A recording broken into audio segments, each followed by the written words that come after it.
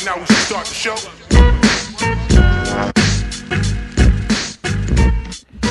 Yo, welcome back to the JV podcast. Today I am joined by a special guest.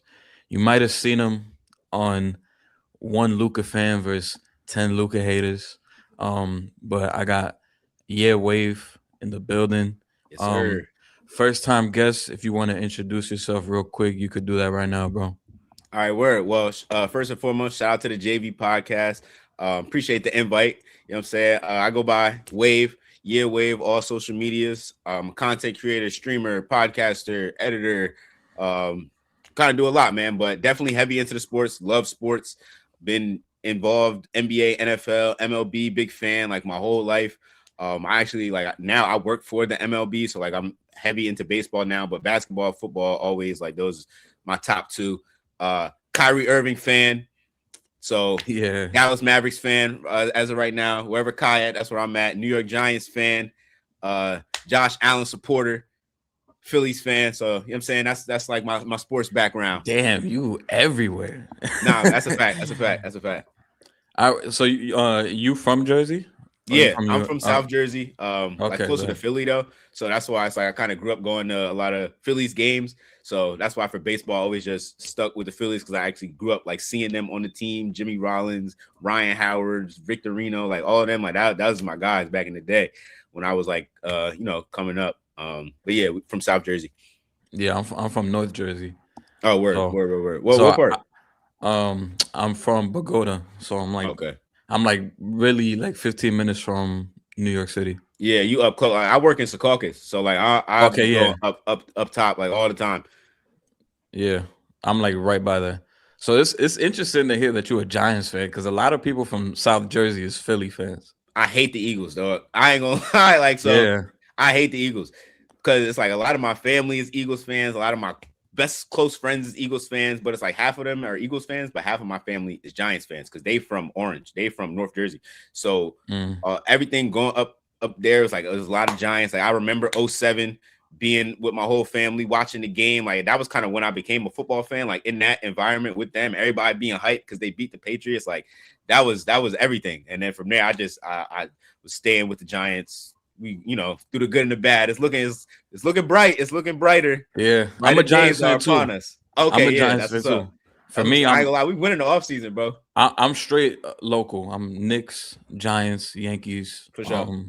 The only one where it gets wacky is my college basketball team. I'm a Duke fan. Okay. Okay. Yeah. So that's where shit gets wacky. But everything else, I'm all local. I went to St. John's, so I tend to rep St. John's. I always say I went to St. John's the worst 4 years you could possibly go to that school. Bro, they had Shamori Pons and Chris Mullen was the coach, and it was LJ Figueroa. It was some players on the team, and it was kind of lit. On campus, it was kind of lit. The basketball team was a thing. And then the year I go there, Chris Mullen leave, Shamori Pons leave, and we get this guy, Coach Anderson is there. It's a lot of guys on the team. I don't know. It just lost all this mojo, all this steam, all this and then the year that I leave, here come Rick Pitino. I'm yo, what the fuck? I don't know. Yeah, that was a big part of why I went there too. But yeah, St. John's was, bro. That was a spot. But it's looking brighter now. You know what I'm saying? It's definitely getting brighter tonight. Player of the year. Yeah. I'm definitely excited about that, and see the future, see this tournament this year. Big game tonight too against UConn. That's a fact. That's a fact. Real big. That's gonna be. I'm definitely gonna be locked into that. Yeah, Big East final. But the main bulk of today's episode, we got one question for every playoff team, so that's gonna be including playing for the East and the West. But to start off the show, we got to talk about Bam's 83-point game. It happened on Tuesday. I didn't make shout out Jersey. Didn't make a video reacting to it. I was just let me just let it play out, let everybody talk about it, whatever. Right. But how do you feel about it? Were you impressed by it, or was it oh, this shit is unethical, blah blah blah? See, bro, I'm not one of them type of bulls, bro. I ain't gonna lie. I was at work watching the game. I remember somebody was just yo, Bam is going crazy. They just said it out loud, and then I'm wait, what? So then I go on my phone, look up. I always quick to just type in the box score because I want to see what everybody's doing. Bro, when I checked, he had like 60 or something. Like, see, I was like, oh, what? I turned that on immediately, and I was just watching it from there. And from that point, I was rooting for him to beat Kobe. I was like, he got to beat the 81. He got to beat the 81. He got to beat it, because I'm like, that's just what you do. Like, you know what I'm saying? The game, and keep going forward. I think that's what's supposed to happen, bro. But I was hyped, honestly, watching it. I didn't really care about the free throws and everything. I think 83 is impressive, bro. You get 83 points in a game, bro. That shit is impressive. I don't care how you did it or what it took to get there. What you think? That's exactly how I felt. I'm saying A lot of people are complaining like, "Oh, this shit was unethical," blah blah blah. This shit was not impressive. I'm like, bro, 83 is 83. Like we may never see this shit again. Bro, how long did it take to get this one? Took 20 years. Yep. From Kobe's to now, it's 20 years. I'm like, yo, seeing some shit like this, we don't see it every day. So the fact that it happened is insane in itself. Were the last 2-3 minutes of the game kind of funny? Yeah, but like a little bit. I think any competitor would try to go for it by any means necessary. If you close to a record, you're gonna go for it by any means. And shout out to Eric Spoelstra, who said, "Fuck it, we're gonna go for it." Hell yeah, he ain't take him out. He said, I apologize for absolutely nothing. His teammates was trying to get him that. So I don't see an issue. And you know the part that nobody brings up too? Oh, what? I think the most unethical part of the whole game was the Wizards tanking. Like, yeah, nobody talks about that aspect of the game. We talking about them trying to break a record, talking about unethical, but the Wizards is out here trying to lose games, trading for guys that can't even play right now, sitting guys for the whole season. Talk about that. Maybe this could be a way to, I'm not gonna say stop tanking, but to maybe shine light on these teams. If we're playing a tanking team and we're up by 30, I'm not taking my starters out. I'm going for 83, bro. Yeah, you know what I'm saying? Like, you guys want to ruin the credibility of the game and stuff. We'll just fucking run up the score on you guys. There's gonna be no respect. So you gotta look at it from that aspect as well. And he had 30 in the first quarter? He had 31 in the first quarter, 43 at halftime. Even that is impressive, bro. So you can say whatever you want about the free throws or whatever. He wasn't doing that in the first half. Like in the first half, he was really killing. Like, I'm shooting these and they going in. So that was impressive, bro. Shout out to Ben. Even if you want to complain about the last like 2 minutes, he still had like a legit 70. That's what I'm saying, bro. 74 plus. Saying, bro. So like, who else did that? Exactly. Luka. That's it. Book, Donovan Mitchell. Like, I forgot about that. I've been forgetting about Donovan Mitchell, bro. I ain't gonna lie. But even then, Bam still had like a legit like 75, 77. That's what I'm saying, bro. I don't understand the hate. I mean, it's you know how I go now. And they actually was fouling him too. It's not like you can't even get mad. It's not like he was SGA in it. Yeah, he wasn't hunting for them, but he was actually, they was hacking them and he was finishing some of them. Yep. So and I get it. The Kobe fans are upset because now Bam Adebayo out of all people broke the record, but to kind of downplay on him.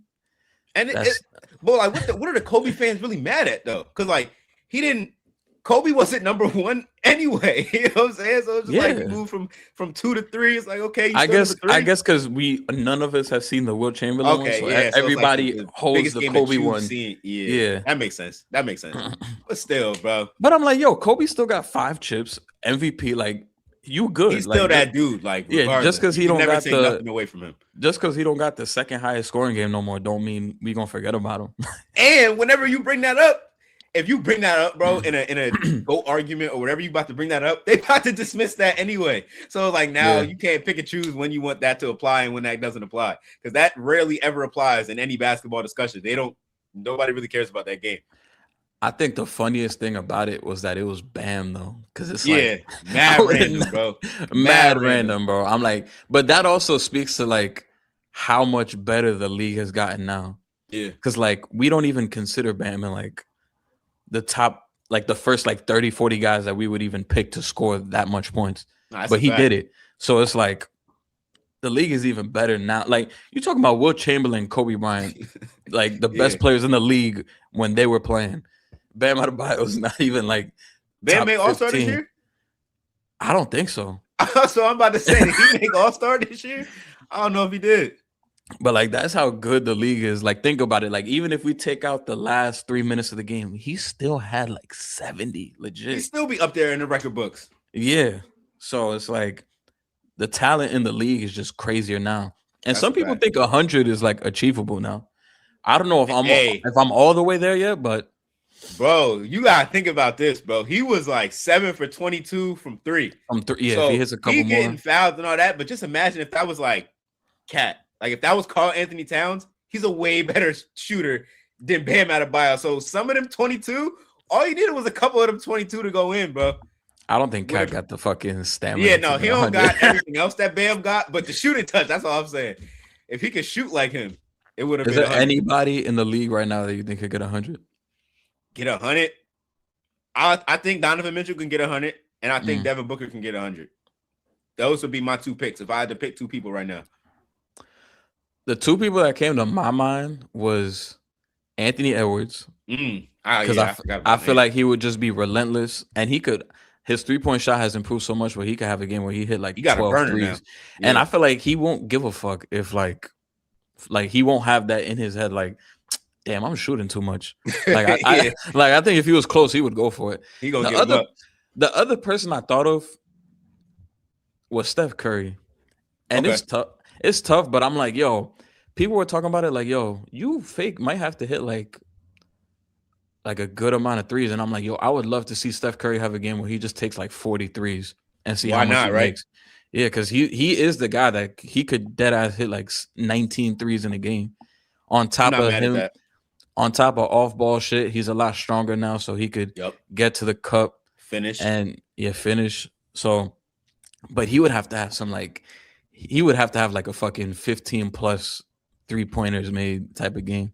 Which you could do. How Bam did it. You gotta just get you gotta get 30 out the gate. You gotta like start off like I'm getting 30 by the first quarter, probably, or something like that. Yeah. They gotta let you shoot the entire, you know what I'm saying, to get yourself hot in the game and ready. Because that's how Bam did it, bro. He had like 30 with like a couple minutes to go in the first. Yeah. I'm hoping for Steph Curry's last game ever, he blesses us go crazy with with 50 3-point attempts. Because he dead that would be fire. I'm not gonna lie, be fire. He dead ass might make like 20 or 22. That would be fucking crazy. But the next like trending topic of the league, Shai Gilgeous-Alexander just passed Wilt Chamberlain for most consecutive 20-point games with 127 straight. I don't think people understand how crazy that's a ridiculous stat. Like, that's a ridiculous stat. Yeah, people don't understand how crazy this record is to have. And also like for somebody to pass like a Wilt Chamberlain record, because it feels like Wilt Chamberlain is so unobtainable in this league in terms of like records and stats and shit.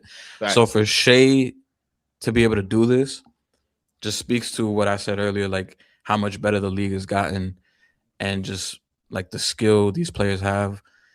It's just crazy. And I mean, I'm super happy for Shai for him to pass Wilt Chamberlain. I don't got nothing against Wilt Chamberlain, but it's time for somebody to like from our era, the modern era, to hold one of these records. And 127 straight 20+ point games. That's nuts, bro. I'm not gonna lie. And you can't scoff at that.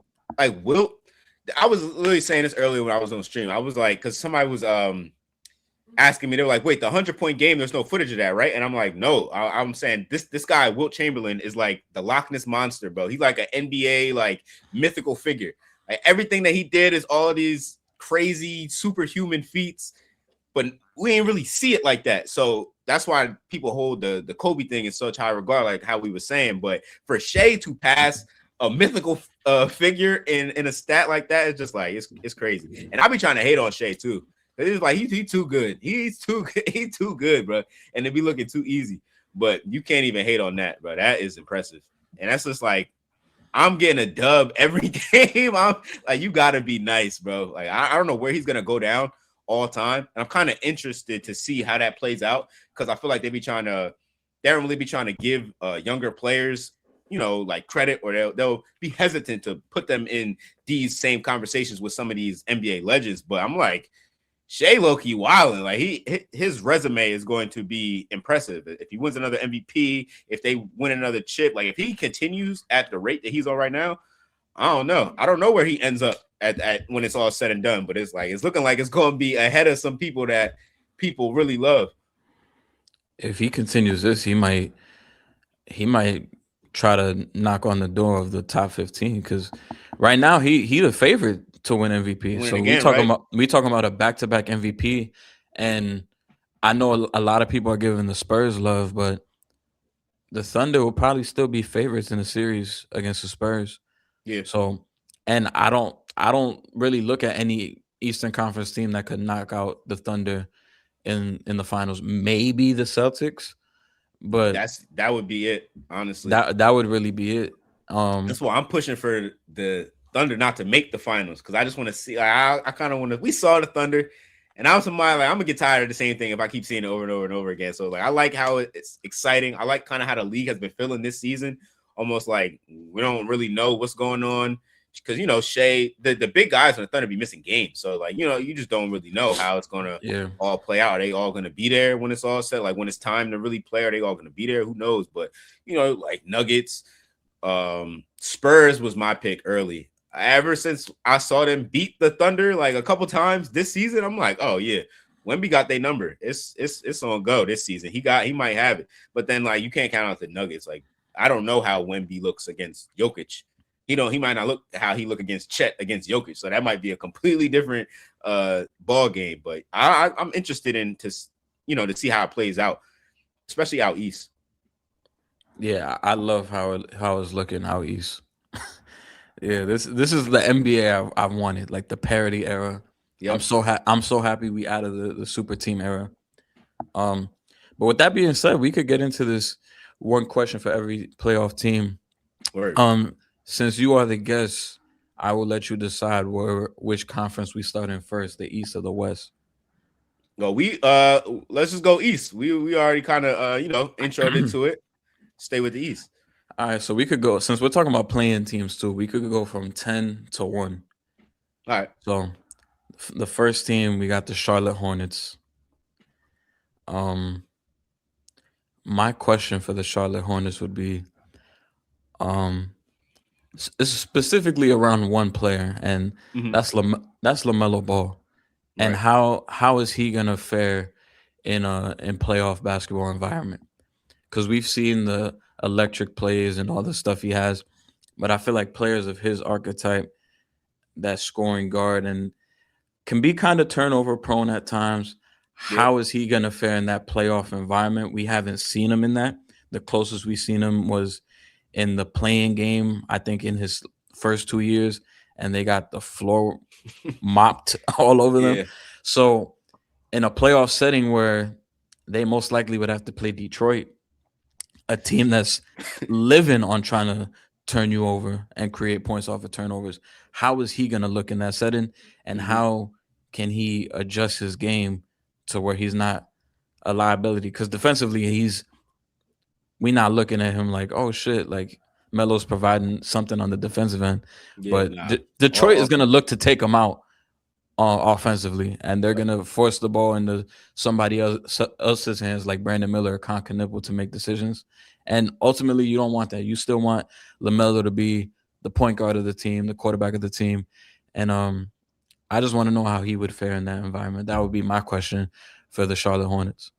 Nah, I mean, it's a good question because it's like it's something that we haven't seen yet. So it's like you just gotta. I will have hope because I'm a LaMelo fan. I like the Hornets. I like what they got going on. I kind of have liked that team for a while, and even the different kind of iterations of that young Hornets team, because it's been like a couple different, they had PJ for a little bit, they had Devontae Graham for a little bit, it's a lot of different players that have come in and out, but now they got Khan, they got Kobe White. I like Musa, that's a good addition. And then you still got Miles and Melo, so I like their team. I mean, obviously they're not doing nothing. I don't think they're going to end up doing nothing, but if they get to play the Pistons in the NBA has to make that happen. Because that was like, all right, we got Bam. That's the moment number one.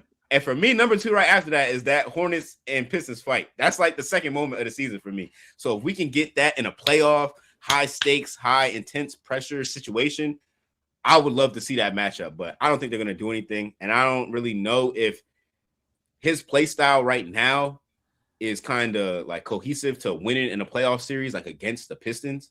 I don't know if I see that. But I mean, I think he'll give us some exciting basketball, kind of like you said. But it's tough when you look at the Hornets. But I mean, I think they got like Khan is a player who, to me, like strikes me as a more serious type of player, like somebody who can lock in. And I think it can go to him. Like he's showing that he's kind of capable. I don't know, obviously in the playoffs, but he making shots at a decent clip. So I would have faith in that. Brandon Miller looks all right. But nah, it's tough. I like the Hornets, so they're a fun team.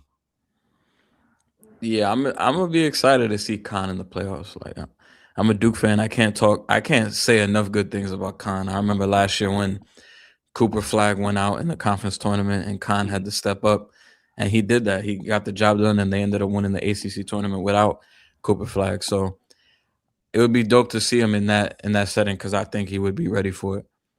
The next team, Philadelphia 76ers. It's been doom and gloom for Philly. Paul George is out with this. Yeah, Paul George has been out with the suspension. Embiid is dealing with his injury. He still has yet to return, and then Maxey is dealing with an injury as well.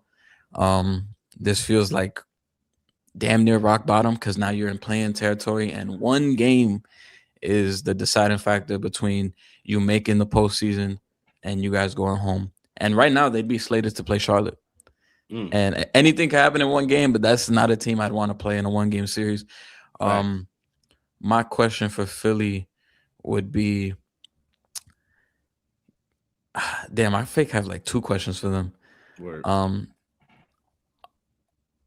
right, I guess one of them would be how fast can we get everything together? Yeah, I'm saying that's a good question. I'm not saying we as in like I'm a Philly fan, but like for me, it's just easier to make it feel like I'm a fan, so I can say, all right, what do we got to do? Blah blah blah. Nah, but all right, so how fast can we get this together for the postseason? How fast can we get this right? And my second question would be, and this is a question I have for the Cavs before the season, but how long are we going to keep using injuries as an excuse? Because this has felt like an excuse every single year, and now it just has to be at the point where it's like, all right, we can't use that as an excuse no more. Yeah. Nah, I mean, I feel like that sounds like a Joel Embiid question. Because really, it's like the Sixers is tied up into Joel Embiid, and it's like, however far this guy who won the league MVP can take us is how far are we gonna go at this juncture. Like, as you know, this is how the operation is moving right now. All the faith is in him, and it's really no point to have faith in him. That's kind of like how it feels, honestly, when you watch how it goes from year to year to year. They had like one good year one time, or they had one chance where I felt like, okay, this could be something. And then Harden completely like just fell off the face of the earth. So that was that. And Embiid was doing whatever he was doing, and he might have been hurt too, but he's always hurt. But I feel like that's why the question is, we'll know when this whole thing can get together, because it's like, I really don't know. If Embiid is playing, and then now all of a sudden something happened with Maxey fingers, like, oh my God. It's like, it just feels real unlucky with the Sixers. I don't feel like they ever have luck on their side. They never have a full strength team. And I don't know. I really do like them when they're at full strength. Because VJ came, nobody thought VJ was going to be doing what he was doing. I thought he was only like a slasher. I thought he was just Miles Bridges coming out of Michigan State. Like, I didn't think really nothing of him like to this level. And I was kind of surprised by the pick too. I'm like, oh, okay. I mean, I thought it was early, but he proved it. I mean, I'm not gonna say he proved me wrong. I just didn't know. Like, I didn't know that he had all that in his bag. So I liked him when they had full strength. But like, if Cam Payne got to get a double-double, 30-point double-double, it's like, oh, it's quiet. It's quiet, bro. We're not doing nothing. It's over. Oh man. Now, you know what's funny? The funniest shit about the BAM night was Cam Payne at the presser saying, yeah, that 83 shit was cool, but I had 32.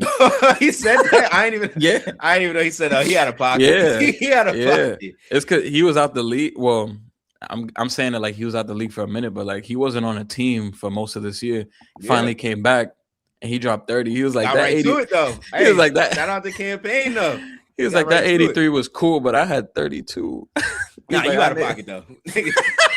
Bro, they do that every night, bro. Somebody does that every night. Oh Come on, bro. man, that shit was funny as fuck. That's Um, hilarious. I didn't know he did that. yeah. The next team we got the Atlanta Hawks. I want to hear your thoughts on this first. On the Atlanta Hawks. Yeah, they're the next team. My thoughts honestly would be, do they think that like what they did is just like a quick fix type of thing, like a quick solution, like a band-aid almost? Or do you think you can like actually long-term do something with like Jalen Johnson leading and being the one? I feel like they missed on the pick last year, with Zach. And so now, honestly, I feel like the question is like, what is the direction that the team is going in? Because it's like we can see them in the playoffs, cool, but it's like, it's the same. I get the same feeling from them as I get from the Hornets. With the Sixers, it's kind of different because I'm like, if everybody's playing, I'm thinking that they can be right where everybody else who we think is contending can be. But even with the Hawks at full strength, I don't think that looks like we're contending with the Knicks and the Pistons and the Celtics. I don't think that looks like that at all.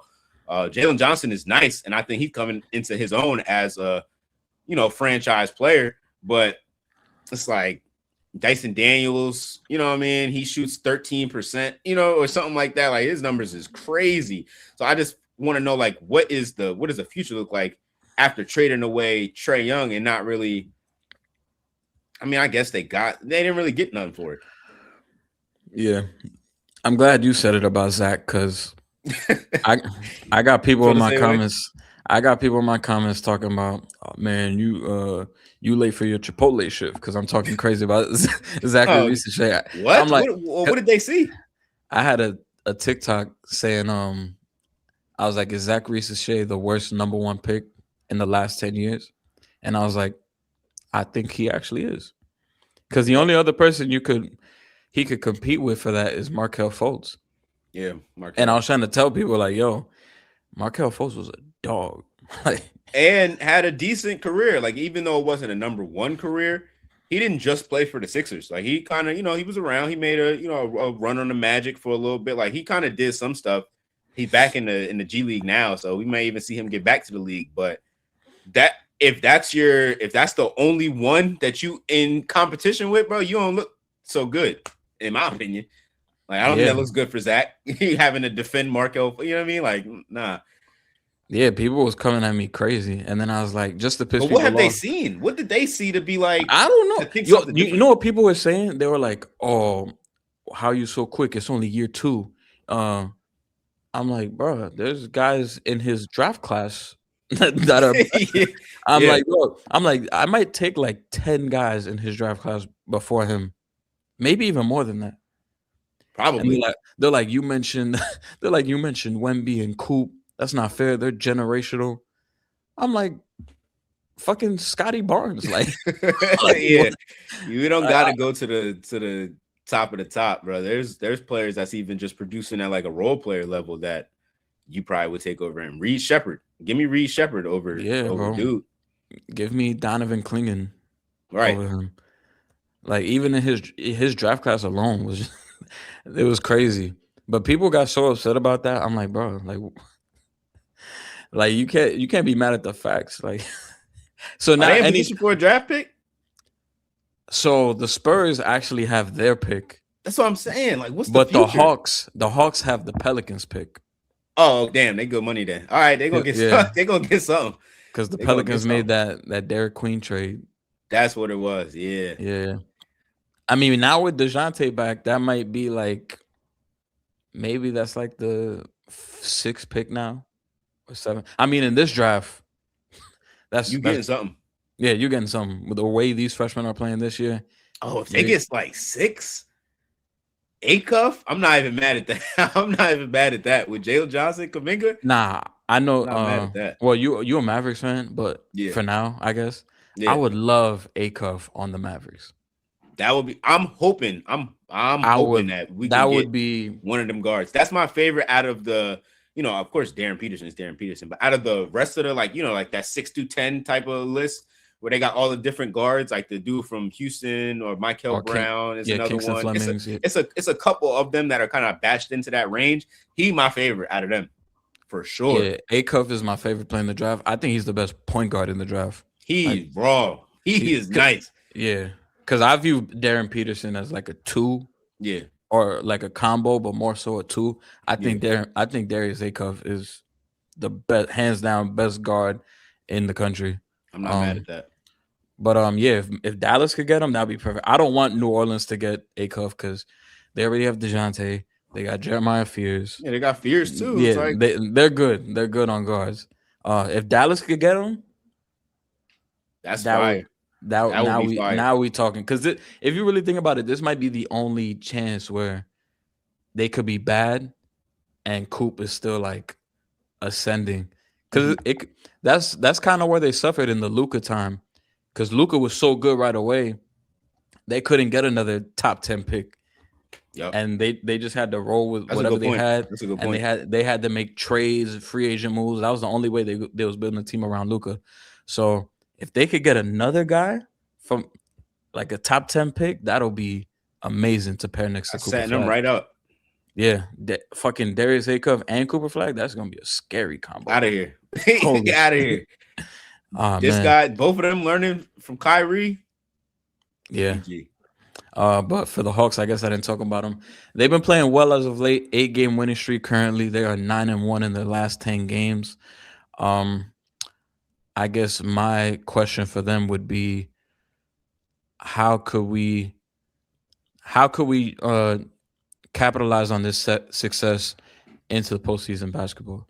Trae Young being gone, don't really have a point guard no more. I guess Nikhil Alexander-Walker serves that purpose, and he has had a really good season this year. Jalen Johnson has played really well. Kuminga, in the few games that he's played, He looked good. He looked good, and it's gonna be interesting to see. I feel like this team has a collection of wings and lengthy players, pause, that like could bother other teams, but like, how is that gonna look? I feel like they're gonna use this postseason as like, all right, what's the next step? Like a test And run. Kind of see yeah, what we got like type a of thing. test run, because I feel like this isn't the finished product for the Hawks. Like, obviously, you got Dyson, who he's had like in like the recent couple games, he's played a little bit better, but he's still kind of shaky on the He got to offensive call end. lethal shooter. He got Hell to yeah, call lethal shooter. yeah, Like, bro, just go lock in for a summer, bro. You be all right. yeah, yeah. Yeah, he gonna have to fucking train with him the whole summer. Like, you can't leave his sight. They just have a lot of like good pieces, but I feel like they're missing. Like, this is a team that if somehow the lottery gods bless them with a top 3 pick, I would love for them to get Darren Peterson. Yep. I feel like Darren Peterson in Atlanta would be fire. But I feel like this current team right now, they're just missing a thing, and I think this postseason is gonna be like a test run, and then once we get to the offseason, they'll know what they need to address. So I guess how they can capitalize on their current success into the postseason, and what things can they really buy into and not buy into, because they might see some guys playing well right now during this winning streak, but once it gets to the postseason, it's like, all right, maybe we were too high on that, and now this is back to reality. Because I think I like Kuminga though getting a fresh start though. Yeah, I do like that. I feel like if you could keep him, that would be great. I think just you can never have too many wings in the league. They trying to do like that's kind of like the Raptors formula. And that's the next team we about to talk about. The 7th seed Toronto Raptors. I think my biggest question for them would be, how can they, because right now they've been kind of looking worse. They can't beat any good teams. They're 4-6 in their last 10. They just won, I think last night it was. But how can they overcome their front court deficiencies in the postseason? Because right now they're 5, like their front court is very thin. You got Jakopoto, and if he's in foul trouble, you have to look at Sandro.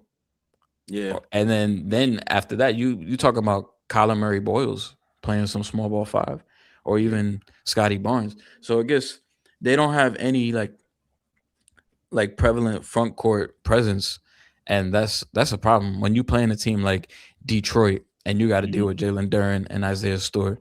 When you playing, when you playing the Knicks and they decide to put Mitchell Robinson and Karl Towns out there, it's quiet.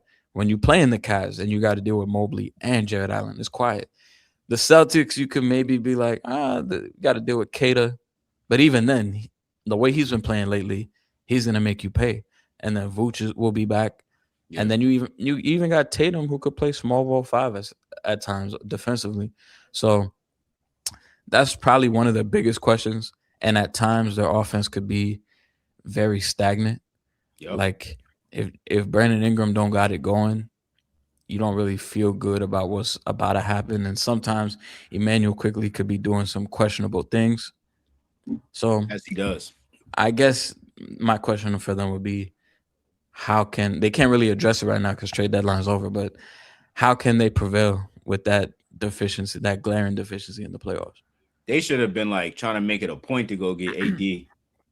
I feel like that was the piece, especially on the front court, that they need, because one, he can shoot. Nobody on the Raptors can shoot. I feel like they are all pretty average or subpar perimeter shooters. Like Scotty, I'm not worried about it. RJ, I'm not worried about it. Ingram is Ingram, but even still, we might not be too worried about the three. You know what I mean? Like, it's certain things that Quickly is probably their best shooter, probably, and he's kind of hit or miss. Like, he, a little bit can be inconsistent sometimes. Quickly is nice though. I like Quickly, and I kind of like their team though. I like the idea. I like the concept behind, like, okay, we can get like 3-4 guys out here that could switch 1 through 5, that can guard everybody, play every position. Like, to me, it sounds like what I would do, like playing my league on 2K. Like, that's what I would do. I would just get all demigods, all 6'9s, and I'm gonna run them 1 through 5. You know what I mean? Like, that's the ideal thing. But then, of course, all those players, they come with their own strengths and weaknesses.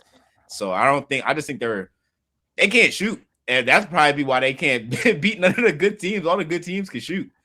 So it's like, it gets tricky though. But they look actually decent, and I like them playing together. I like RJ going back home. I'm glad he didn't get moved at the deadline, because I feel like that's tough for him to. Because I don't know, I didn't like him on the Knicks. People are a fan of RJ Barrett. I was never really a fan of RJ Barrett. I was kind of upset when they even drafted him. But go be at the crib because he's from Canada, so I'm like, okay, that's cool or whatever. I like Scotty though. I think Scotty is tough. I kind of want Scotty to not be on the Raptors and actually be on like a team that is relevant, but I don't know, bro. I don't think that this trio is the trio. I understand that. Man, I loved RJ on the Knicks, man. You think you did? I was like, I don't know, bro. It's like the scoring just looked, I don't know, it looked awkward. Like, it looked like it's like it'd be hurting to score. I guess for me, because I'm a Duke fan, and he also went to my favorite team, so I had the best transfer right over. Yeah, so it was like I was like watching every day, like RJ gonna be the next guy, blah blah blah. How you feel when they moved on from him? I'm not gonna lie, I was sick. Like I hated that shit. Yeah. A lot more people were upset that Quick was gone, but I was more upset that RJ was gone. And that was my guy when he was on the Knicks. Quickly on the Knicks, that was like, it was the flashes that he was showing. I was like, nah, he might be all right. He might be really nice. For me, it was a double whammy because I'm like, damn, I love RJ. Like, he's gonna be gone, and now Quick on top of that. And like, for me, like, I mean, I didn't have nothing against OG, but I just remember at the time, and maybe like a year or two before that, they're like, OG, like, he's gonna require like 3 first-round picks in a trade, and I'm like, who the fuck do y'all think OG Anunoby is? I'm like, the motherfucker don't even play like that. And then when it happened, I'm like, damn. But I got over that shit quick, because as soon as we got OG, we probably lost like 2 games. Should start turning around. And I was like, my bad, OG. I was like, my bad, bro. You're like, hey, RJ, you my man's, but it wasn't like this. I mean, I still be watching RJ from afar, like rooting for him. But OG, man. After that NBA Cup, I was like this close to buying a jersey. Like, shout out to OG, man. I apologize. Next team, the Miami Heat. And this is a team I'm very critical of. I talk a lot of shit about this team. I hate this team, but I got to give them the credit where credit is due. And my question for them is, when will they take us serious? And I only say this because it's very rare that I come to the defense of the Miami Heat, but I think it was last week I had a clip on TikTok where I said, it was best and worst case scenarios for every playoff team. And I said for the Heat, I mean, things have changed now since they're the 6th seed. But when at the time of that video, I think they were like the 7th or 8th seed. I was like, the best case matchup for them in the playoffs would be the Boston Celtics. Eric Spoelstra has a familiarity of playing the Celtics. They've played each other so many times in the playoffs. And this Celtics team is not the same as last year. I think, well, their front court depth is in question this year, and Yep. there's some holes in some areas. They got Mr. And 83. yeah, and Eric Spoelstra's like, yo, if Tatum's not like 100, I mean, he looks good now, but Eric Spoelstra's like, we're gonna exploit that. Yeah. And a lot of people in the comments are like, man, Celtics gonna make quick work of the Heat. It's gonna be 4-game series, 5 games max. People are like, bad take. The Heat suck. We gonna sweep them. And I'm like, I don't know, man. They looking real good right now. They are I think they're like a sleeper team that could. I'm not gonna say get to the finals, but they could probably They could fuck up the party for some teams. Yeah. And bro, they've been playing great. They're currently on a 7-game winning streak. Tyler Hero, I know he hasn't played the last few games, but Tyler Hero, like I've talked a lot of shit about him too, but the way he played against the Pistons last weekend and against the Hornets, he looked for He real. back. And that's without Norman Powell. Yeah. So imagine when he's back and the offense is looking how it did. And you still got Bam, who's one of the best defensive players in the league. Andrew Wiggins could lock up And your now back. he's one of the best offensive players too. Yeah. Gotta throw him in that category now. Yeah, now you gotta throw him in that category. You got Andrew Wiggins who could lock up your best player on any given night. Davion Mitchell, who's gonna be very annoying and very He gonna do it pesky. too. And then you got probably the favorite for 6th man of the year in Jaime Jaquez, who's been playing tremendous this season. I don't think people could just write off the Miami Heat. Because depending on their first round matchup, they could potentially get out the first round. Right now, they'd be slated to play the Knicks. And as a Knicks fan, I do not want to see the Heat in the first round. That's a good do I series. do I feel like we could win that series? Yeah, Of course. but that shit would probably go the fucking 6 or It's gonna 7 go about games. 6. It's gonna go about Yeah. 6. Yeah, so It's gonna be a that's tough one. a team I I don't would know though, bro. The Heat, I don't know, bro. They don't. It was always on the back of Jimmy. I feel like he was always on the back of like all of those pieces. They're good. They're good complementary pieces to Jimmy and what Jimmy is going to do in the playoffs. And just without him being there, without that presence of like the dude who's about to be like right here, 4th quarter, right here, give it. Without that, I don't know. I would have to see it. I'm not opposed to everything you're saying though, because you make really good points. And then you kind of opened my eyes to something. I was more hesitant to, think that he could actually do anything. But you make good points. So now I'm thinking about it. But I'm just like, bro, without that guy, that main guy who we know when it comes down to it, clutch situation. I mean, I think Tyler Hero is capable of making those shots, but it's a lot more than I think just like shot making that comes into, like these moments and what it takes to really, seize these moments. I don't know. But I'm interested. And like how you were saying, some of these teams and they front court is a little iffy. And, they do have Bam Adebayo and they got a lot of these defensive guys. So it's a good question. It's a good question. I personally wouldn't want to see the Heat going nowhere in the playoffs just because I don't really, I'd rather say there's some other teams that I would much rather see get deeper and get into the rounds where they got to play more and more and more. But the Heat, they might be all right. They might, like you said, I can actually see them winning a first round series, knocking somebody out that everybody thought was going to be one of the main people to, make a conference finals run or whatever, and then just losing the next round. I can see that happening. Yeah. For sure. I've seen this team so much where it's like when you think like the obvious of like, all right, they don't have Jimmy Butler, they won't have that closer. It's hard for me specifically to see that because this is the one team where a motherfucker that I didn't even know about a year ago is now hitting fucking pivotal 3-pointers in a playoff game.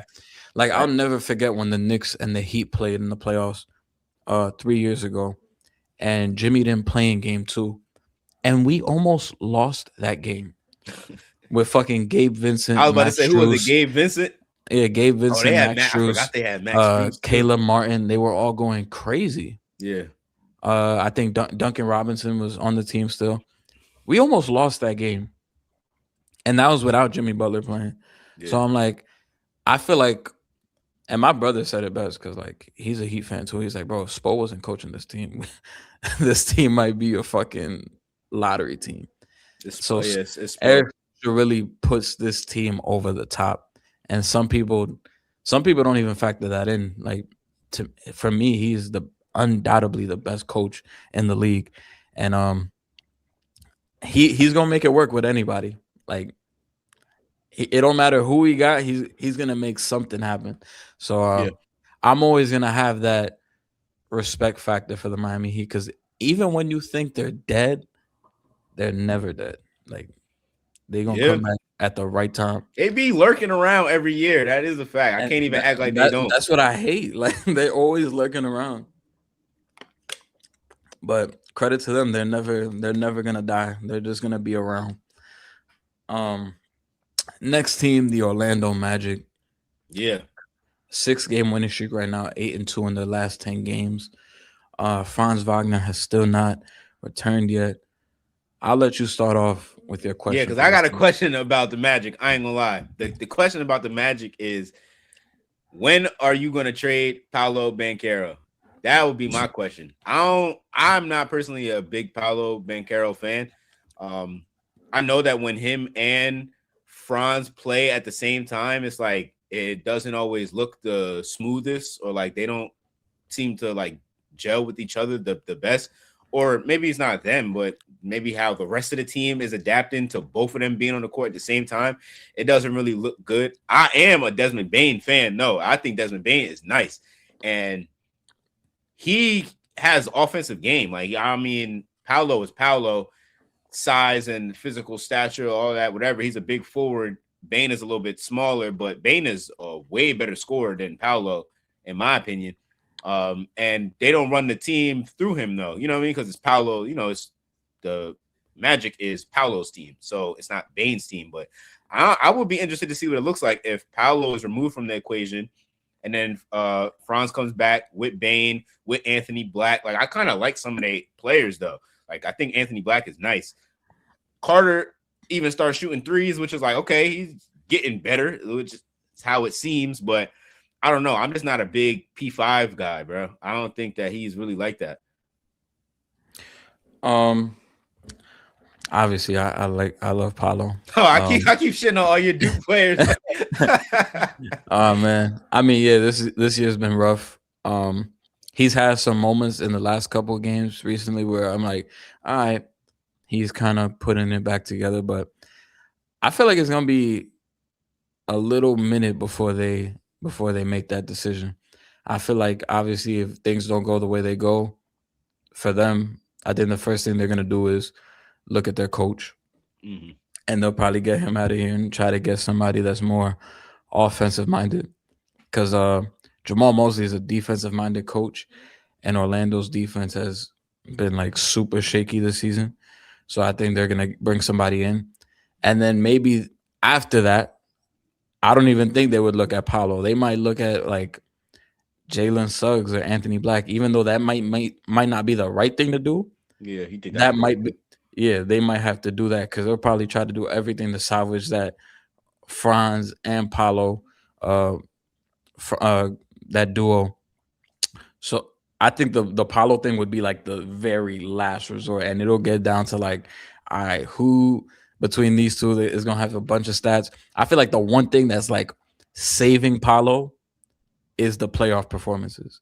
Yeah, because right now it's been 2 years in a row where he has undoubtedly looked like the best dude on Orlando come playoff time, and it wasn't even close. Like, I know in the regular season, it's like, all right, it's debatable. Like, I've seen people say, all right, Franz is the best player, Paolo's the best player. This year has been like overwhelmingly like Franz is the best player, but I've seen the playoffs where Franz does not show up, go missing, and he'll go missing, and I'm like, yo, where the fuck are you? Because when they played the Cavs 2 years ago, I was voting for the Magic. I remember in the playoff predictions, I had the Magic at 7. Yep. It went 7. The Magic were up like 18 in the first half, and then everything crumbled down. And Paolo did everything he could. He had like 38. Yeah. Franz was nowhere to be found. So it's moments like that where I'm like, that might be regular season bias then. I think it is because I'm like I'm seeing Paolo against Mobley and Allen as a sophomore in the league, fucking taking them to work. Yeah. And I know people were talking about, like, I remember specifically in that playoff series, I think he had like the most turnovers. Paolo? He said like a record for turnovers. And I'm like, yeah, because there's no spacing. And he's literally like, this is before Desmond Bain. Yeah. Anthony, I don't even think they had. No, Anthony Black might have been a rookie. But he was like the main like initiator. He was making everything happen. And he was effective. He had a lot of like games where you're like, oh shit, like he's punishing like Jared Allen and Evan Mobley like it's nothing. So, I will say though, he still has those, like, he got elements like of playmaking in his game. Of course, he's gonna get boards. He's gonna be physical, playing defense. Like, he's aggressive. He's like that, like that heart and soul type of energy that you're gonna need. So it just be the offense, bro. To me, it feel like sometimes he be shooting him out the game. That's probably the only. Yeah, I think that could come down to coaching and like just philosophy and style of play. Because like I think his game just needs to be simplified. Because there's a lot of times where I watch Paolo and he'll just take like a turnaround midi, and I'm like, yo, you didn't even need that right there. Just like simplify your game and just make it easier for yourself. They be saying, this is Steph Curry's NBA. This is what Steph Curry did to the NBA. I don't just shoot anything. Shoot anything. And I kind of gassed it with Orlando's. I mean, right now Orlando's 12th on defense. So I remember last year they were a lot better, but yeah, still not horrible. Damn, shout out to the Knicks. They 8th in defense now. Shout out to them. I never thought I'd see the day. But yeah, Orlando. My question for them would be, I'm gonna just keep it as simple as, can we win a playoff series? That's it. It's been 2 years in a row. They do be getting packed up in the first round. That's because every year they seem like they're right there. And I don't want to say like, and I'm not like trying to say like, all right, clock's ticking, because I'm like, they literally got Paolo in 22, and then they made the playoffs his second year. They could have beat the Cavs, but the Cavs were the more experienced team, and I don't think anybody expected him to beat Boston last year. So I'm not saying the clock is ticking, but I'm like, yo, can we get one series? Like, we brought in Desmond Bain. We traded 4 firsts. Can we feel better? We could at least ease some of this pain by winning a playoff series. And right now, if the playoffs started today, they would play the Cavs. Think they could get them? Nah. I was gonna say they might have been able to with Harden now and Keon Ellis and like with the new. I think they won the deadline. The Cavs did, and I don't know. I don't think the Magic can beat them anymore. Nah, I think the Cavs will beat them in like 6 games. Yeah. Maybe next year though, Paolo. Yeah. And now next team, we got the Cleveland Cavaliers. I like this team a lot. Yeah. Damn, what is the best question I could say? Well, I guess this is a good question, I guess. Can the Cavs overcome the inevitable James Harden disappearance? That's my question for the Cavs. You think so? I think normally, this is how I feel like normally James Harden's teams, they don't be that good. Like, you know what I mean? They'll be good, but it's like a lot of it will be, it's reliant on him to be him in order for them to be everything. You know what I mean? For them to be what they are at their full potential. And that's even in the more recent years where he's not, of course, rock is James Harden, but still like on the Sixers, because this is what we're saying about Embiid. It's like, what we getting? You know what I mean? So it's like, and then with the rest of the team around us, like who else is really on the Sixers at that time? And then you go to the Clippers. All right, it's me and Kawhi. He don't play, and you know what I mean? So it's like that doesn't really look too promising. But the Cavs was already like dumb nice before he even stepped into the equation. So now all you got to do is your little Brooklyn Nets James Harden. Just get me 10 assists and 15 points, and they're going to win the game. You know what I mean? Like, because Donovan Mitchell's Donovan Mitchell. He's not James Harden in the playoffs. He's going to be there, and he's going to get 40. So if you just get some assists, you can get some guy. You can get Mobley involved. You can get Allen feeling good. It's like, oh, they're going to win. I feel strongly about Cleveland. I don't want them to go to the finals, but why don't you want them to go to the finals? I want the Knicks to go to the finals. I will say, I was saying at the beginning of the season, it's like, okay, this is the year. Tatum went down, you know what I mean? I know we talk about the Cavs, but this is just how I was thinking preseason. I'm like, this gotta be the year right here. Gotta be the year. It's the most, the East is the most like up for grabs that it has been since the Celtics thing kind of started. You know, and of course, Giannis down year, the Bucks is out of it. So it's like the key players, Tatum was gone for a while. So it's like the key players was missing. You got the young Pistons, they young. Got them out of there already last year. Just get them out of there again. Obviously, they're way better, but it's been done before. It's not like, you know, they don't have a history of beating them. Pacers is out of here. So it's like, this is the year, but here go the Cavs picking up James Harden. So now it's like, well, that's what it comes down to for me. But I really like that move, and I think they good with Harden, bro. Even though they lost to the Celtics, I think they're good with Harden. I feel like James Harden really only do his disappearing acts when it comes to like closeout games. So like if it's like a pivotal game 6, pivotal game 7, those are the games in question for James Harden. But you know he's good to have at least 2 games in that series where he goes crazy. Yeah. I always think about that Celtics series in 2023. Yep. When he had like 240 balls in that series. That was the reason why when he just fell off a cliff like that, it was like, yo, what the, like, I don't understand, bro. He was just killing. That'd be my thing with Harden, bro. He'd be like, I don't know. It's always the closeout games for James Harden. But they got Spider. when it close out. When it was game 7 against the Celtics, him and Embiid, I think James Harden had like 9 points. Bro, I remember exactly where I was watching. I was still at St. John's. I remember exactly where I was watching. I could not believe that because my ticket was Sixers versus I forget what I had like a future like a bet in, and I put it like the beginning of the year for like $1 or something, but it was for like mad bread, and you know I was sick about that. I was sick. He sold me. Last year against the Nuggets in game 7, he was 2 for 8, 7 points. That's what I'm saying, bro. It's like I don't understand. How many assists did he have? He had 13 assists. So if you can do that on this Cavs team, I think you'd be all right. The year before against Dallas, he had 16 points, 5 of 16 shooting, 13 assists again.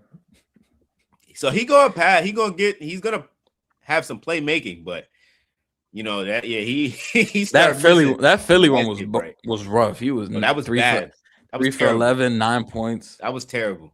2022 against the Heat, 11 points, 4 for 9. Like it's like he don't want to score like on them closeout games. 9 assists in that. But they got somebody who do, so I feel like I'm not worried. I feel like it'll be all right. I feel like his last closeout game was like in Houston. Yeah, no, for sure. And even then, he got history of those. Like that's where the whole playoff Harden thing started. So it's like because when they played the Lakers and they lost, he had like 30. Yeah. So it's like, really, and I don't even count the Nets one because the Nets one he was playing on a bad hamstring. Yeah. So I'm like, shout out to him for even trying to be out there. But if Spider could pick up the slack, it would be dope. I'm like, if Kawhi couldn't do it last year, some people might be like, how the fuck is Donovan Mitchell going to do it? Nah, bro, he got it. I don't know. He got it, bro. Nah, yeah, Donovan Mitchell, he's determined to get there. Next team, my New York Knicks, 3 seed. My question for the Knicks is, how bad do you want this shit? Yeah, literally. How bad do you want? Because it's like, I see them against certain teams, and I'm like, yo, how are you even down to this team? Or like, there's a lot of times where I don't know if there's other teams like this, but when they win, they look real good, and when they lose, they look horrible. Like a lot of the Knicks losses are very loud, and Yeah. like that Lakers loss last Sunday, that shit was like it was a winnable game. It's just felt like they just didn't show up. The three times we played the Pistons, very loud. Like we got embarrassed every single time. But then and whenever I'm almost like I'm out on this team, like they ain't going nowhere. Mhm. They'll have a game like they did against the Nuggets when they beat them by 39 on their home court. They'll have a game like against the Spurs at MSG on a Sunday where they fucking blow the Spurs out the building. They'll have games like that, and I'm just like, is this team legit? They had OKC at home and they lost by 3 points. You talking about a couple calls that didn't go the Knicks' way, and they could potentially win that game. I think that was one of the best played games of the season against OKC, and we just really missed two shots. Like I wasn't even mad when we lost that game. I was like, we went down to the wire with OKC because I remember last year when they came to MSG, they blew us out the park, and I haven't like hit the panic button this year. I know in the beginning of January, that's when it was like rock bottom. And but I learned my lesson from last year. Like last year, I was like, it was kind of the same feeling last year too at times. Probably a little bit worse last year, but there was times last year where I'm like, this team isn't going nowhere. Like it's Yeah. quiet. And they proved everybody wrong. And this year, I've kind of stayed away from saying that just because it's like, all right, new coach, new system. Um, you can't really look at the regular season and fucking live and die with every single win or loss. Like that's what I really noticed being on Nick's Twitter a lot, or just on Twitter in general. It's like every win, the fans are like, "Oh, we going to the finals. Nobody fucking with us." But then when we Yeah. lose, it's like fire Mike Brown, get McHale out of here. The Knicks fans are extreme. They're very Yeah, extreme from they're one like extreme to fire. the other. Yeah, they're like fire Mike Brown, get McHale out of here. That was the worst trade we ever made in franchise history. Blah blah blah. And I'm just like, yo, I still like Mike Brown. He's figuring out the rotations, implementing his system, um, and things. I think I think he's holding a lot of shit to the chest, honestly, and we're not gonna see shit until the playoffs. But I feel like in the back of his mind, he knows who his 8, 9 guys are, Yeah. and we don't even have Deuce McBride back. He should be coming back right before the playoffs. He hasn't played since when? He hasn't played since like I think like early January, Okay. Okay. because he was there for the cup. He got hurt like somewhere in like actually nah. I'm guessing. I think he got hurt like early February. Because I remember them announcing he was gonna miss like hella time, like right when we got Alvarado. Okay. That's when the news came out that he's gonna be out until like right before the playoffs. So I think it was like end of January, early February. That's when he got hurt. You think they're gonna put that cup? What they say about they win the NBA Cup and then it's like it get spooky in the playoffs. You think they're gonna end that? Every that curse, the NBA every Cup NBA curse. Cup champion has lost in the first round. The Knicks got to break that curse this year. I think we'll break the curse. I'm not gonna feel good about playing Miami in the first round. So that's one thing. I hope somebody else. I would love for Toronto to get that 6th spot because we've been putting belt to ass on Toronto all year. So but yeah, my question is, how bad do you want this shit? Like this is a big time year. I think they understand like how close they were last year to get into the finals, and it's obtainable. Like it's there for the taking. Like no disrespect to the Pistons or the Celtics, but like I don't look at them like I viewed the East last year. Like last year, I was like, "There's no chance they're beating the Celtics," and a delusional part of me last year was like, "I would love to see the Cavs," even though all these analytics and data have showed us that they would wipe the floor with us and they beat us every single time in the regular season. I still wanted to see them, but this year there's no team in the East where I'm just like, we can't beat them. Get them. Yeah. I feel that. Like even with Tatum back, like it's nice, but like They don't have Drew Holiday. Al Horford's not there. Porzingis is not there.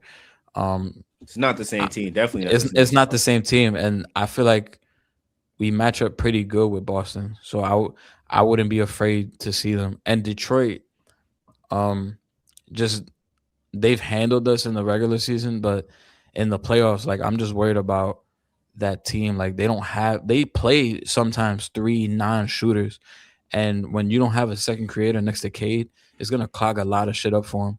And you can't get away with a Duran, Holland, a Sar Thompson lineup in the playoffs Yeah, because you're just gonna make shit harder for Cade.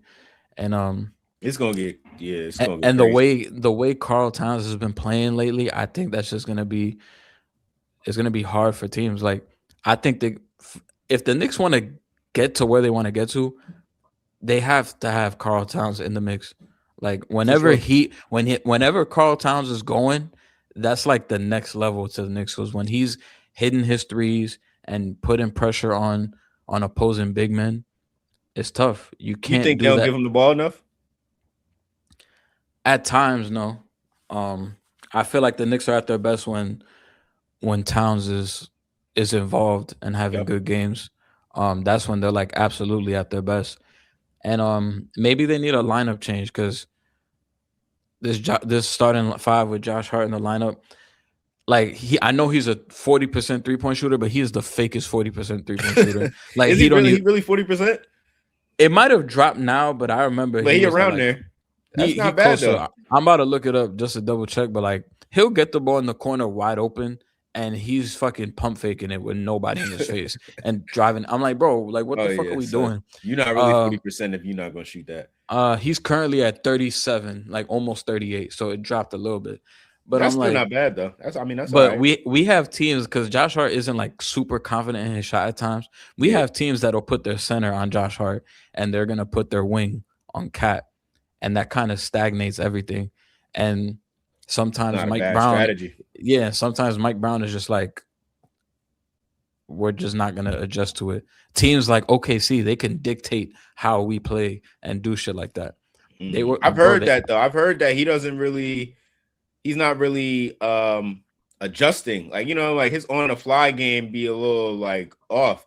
And maybe that's kind of going to what you're saying. Like he just kind of taking stuff in and kind of analyzing. And then when it's really time to draw it up, he gonna draw it up and he'll do it. But that I have heard that. I've heard that concern that his adjustments don't really be what they should be.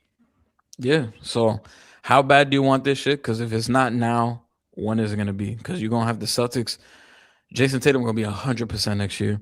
Halliburton gonna be back next year with Zubac and potentially a top 4 Yeah, pick. they about to get they about to a little Caleb Wilson or something.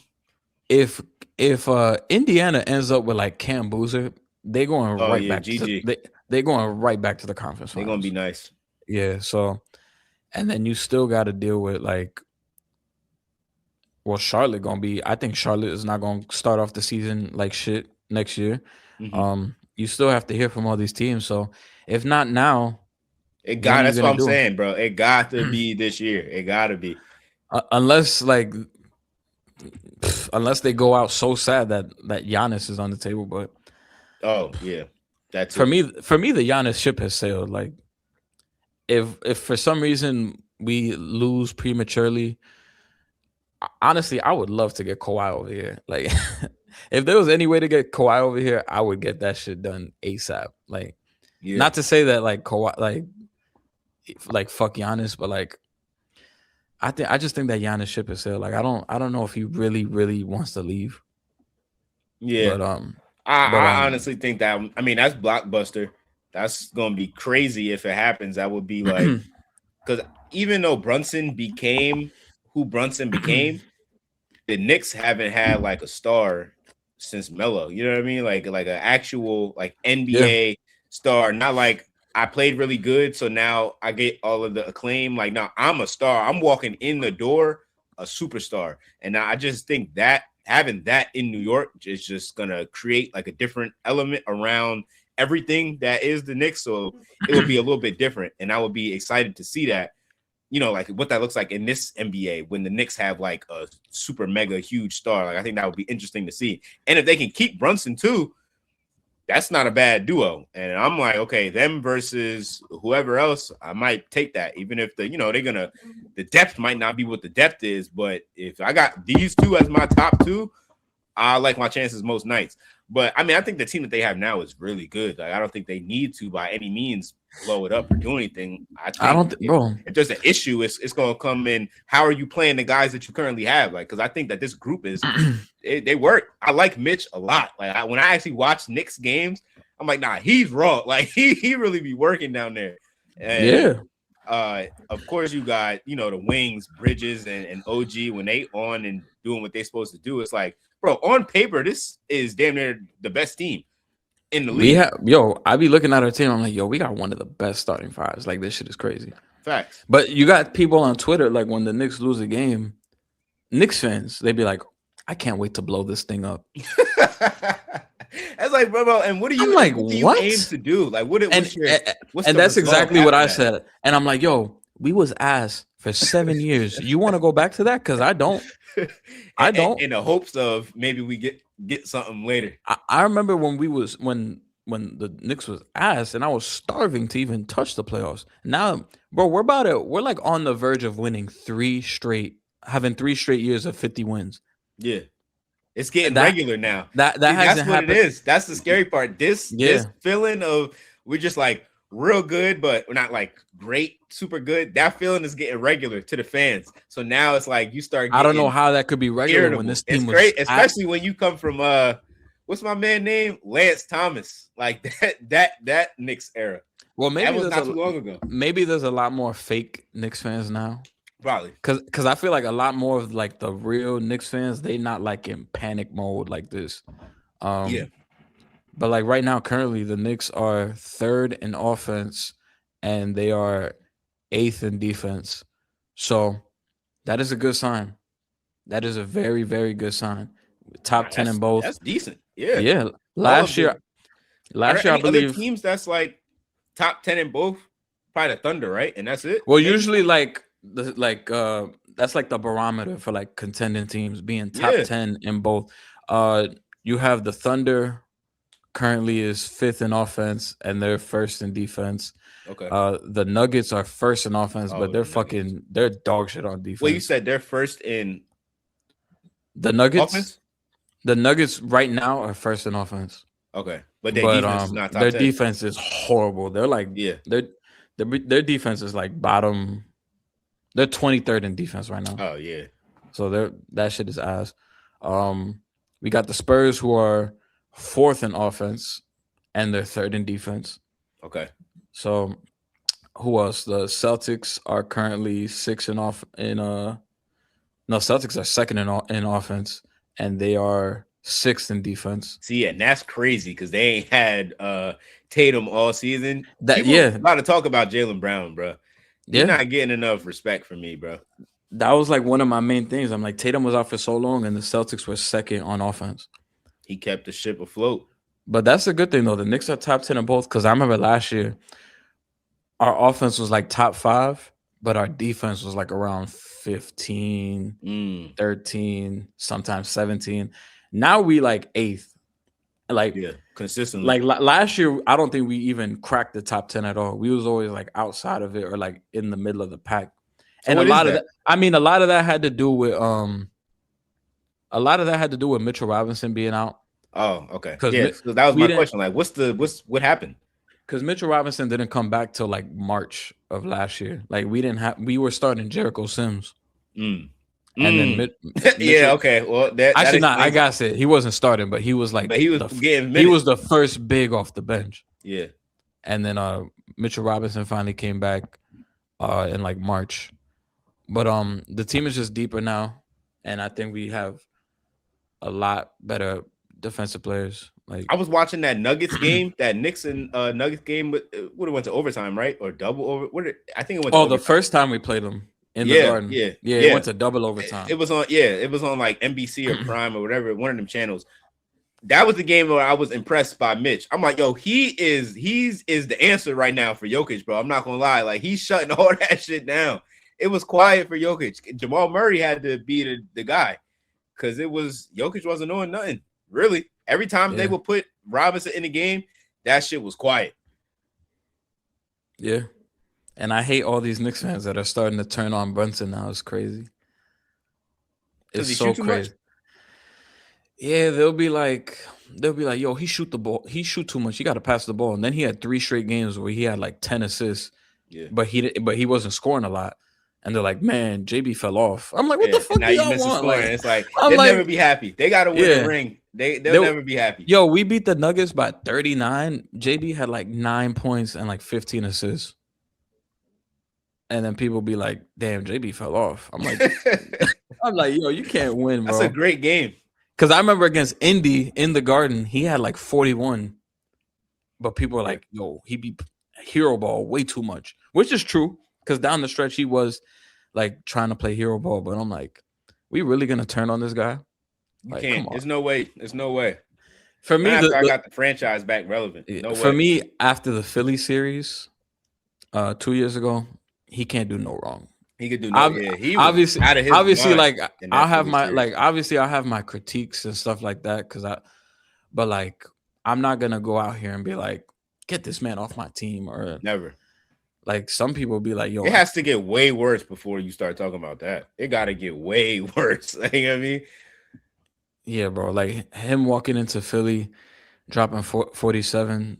That'll always be like engraved in my memory. Like that was an all-time performance. I remember that game too. Yeah, that playoff run was fucking insane. But the next team, we got the Boston Celtics, number 2. My question for them is, I remember Tatum in his little docu-series, he's like, I'm not coming back to be a role player. I saw that shit. Yeah. Can he play? I guess can he play his role correctly that doesn't interfere with the Celtics' ultimate goal? That's what he need to do. He need to just try to, fit in seamlessly and kind of not be Tatum from last year right away. Because he can obviously be Tatum from last year, and the team is not even all that to be like, oh, I'm just going to pick my shots and, I'm going to pick my spots and, fit in where I can fit it. Because the team ain't even all that to do that. It's Jaylen Brown, and then it's you. So go ahead and get yours, but just kind of fit into the flow of what's going on because bro really kept the ship sailing. Like, they didn't really miss a beat since you've been out. And he did his thing. So it's like, okay, if you got it right now and if you're kind of feeling it offensively or – whatever we're doing, if the flow of the game is going through you, if we running it through you at fourth quarter, if you got to take it, if that's kind of what's going on, until we are proven that ain't going to work no more, let's just ride out how it's been going because it's going really good. It's going way better than anybody thought that it was going to go when you lose Drew Holiday and when Tatum goes down for the year and when you lose Al Horford and all of your bigs and the composition of your team switches up so much. People thought it wasn't going to go how it was going, but I mean, I should shout out to Jaylen Brown. Jaylen Brown is like that without the left hand. Yeah, and with Jaylen Brown keeping them afloat and how Derek White has been playing recently, like I don't want Jason Tatum to be like, all right, this is my shit. Like, appreciate you for keeping us afloat, but but I'm back now. Yeah, I'm back now. I don't think he should go in with that mentality. And to be fair to him, like. The first 2 games, like Dallas and Cleveland, he didn't really do that. Like he was like going through the flow of the game and playing like that. But will that change? Because I think he understands people are going to be looking at that off rip. But things could change like when it comes to the playoffs and maybe he'll be feeling a little bit better. Yeah. So we don't know how that dynamic may change. But we'll see if that shit gets in the way of things, but I think this team is ultra talented, and Mazzulla's done a hell of a job where a lot of people on this team could get that shining moment. You have Sam Hauser that could go off at any second. Derek White, like I mentioned, could have his big Pritchard. games. That's my favorite player. Peyton Pritchard. Yeah. Jaylen Brown. It's Jaylen Brown and then Peyton Pritchard for me. Peyton Pritchard at the end of that Cavs game, he was walking them down and hitting big shot after big shot. I I really like what I've seen from Hugo Gonzalez. So this team is more than well rounded enough where they could share the sugar, and there shouldn't be a high pressure on Tatum to be the guy, because Yeah. Jaylen Brown has proved all year that he can handle that workload, and Tatum just might have to like meet him in the middle. But that's what this duo has been since they've been together. If one Right. of them is like kind of struggling, the other one is Gonna gonna pick it pick them up. up. Yeah. So that's kind of been the story between these two since they came in. So I I think really that's don't only think gonna that's gonna be continue. an issue at all. Like, and I that don't think and so. that is the question that is like that's a prominent question. But I think that's just like, people kind of always pit them against each other for some reason. It's like they've never really said anything about it being attention or whatever, but it's like it just seems like from the outside in, we like to make it a thing between Jaylen Brown and Jason Tatum. I'm not sure why that is, but that's just always kind of been a thing. It's like, well, whose team is it? Well, who's gonna be the Finals MVP? Like as if that's gonna mean something to the other person that one of them got it and one of them didn't. When they came in, they didn't come in together, but it's like I came in a year after you, bro. I already came into the league kind of following behind what you're doing. If I'm Jason Tatum, because JB was there first anyway, so it was like this is just the natural flow. Of course, I became who I became, but I don't really think they have a problem playing together. But you know how how in the media how it go. But it just seems like that question you kind of hear that a lot. But like you saying, I don't really know if there's a reason to even suspect that to be an issue. Nah. And the only other question I would have after that is, what are they gonna do if Kata gets in foul trouble? Because their front court is very shaky. They acquired Vucevic at the trade deadline, and he got hurt, right?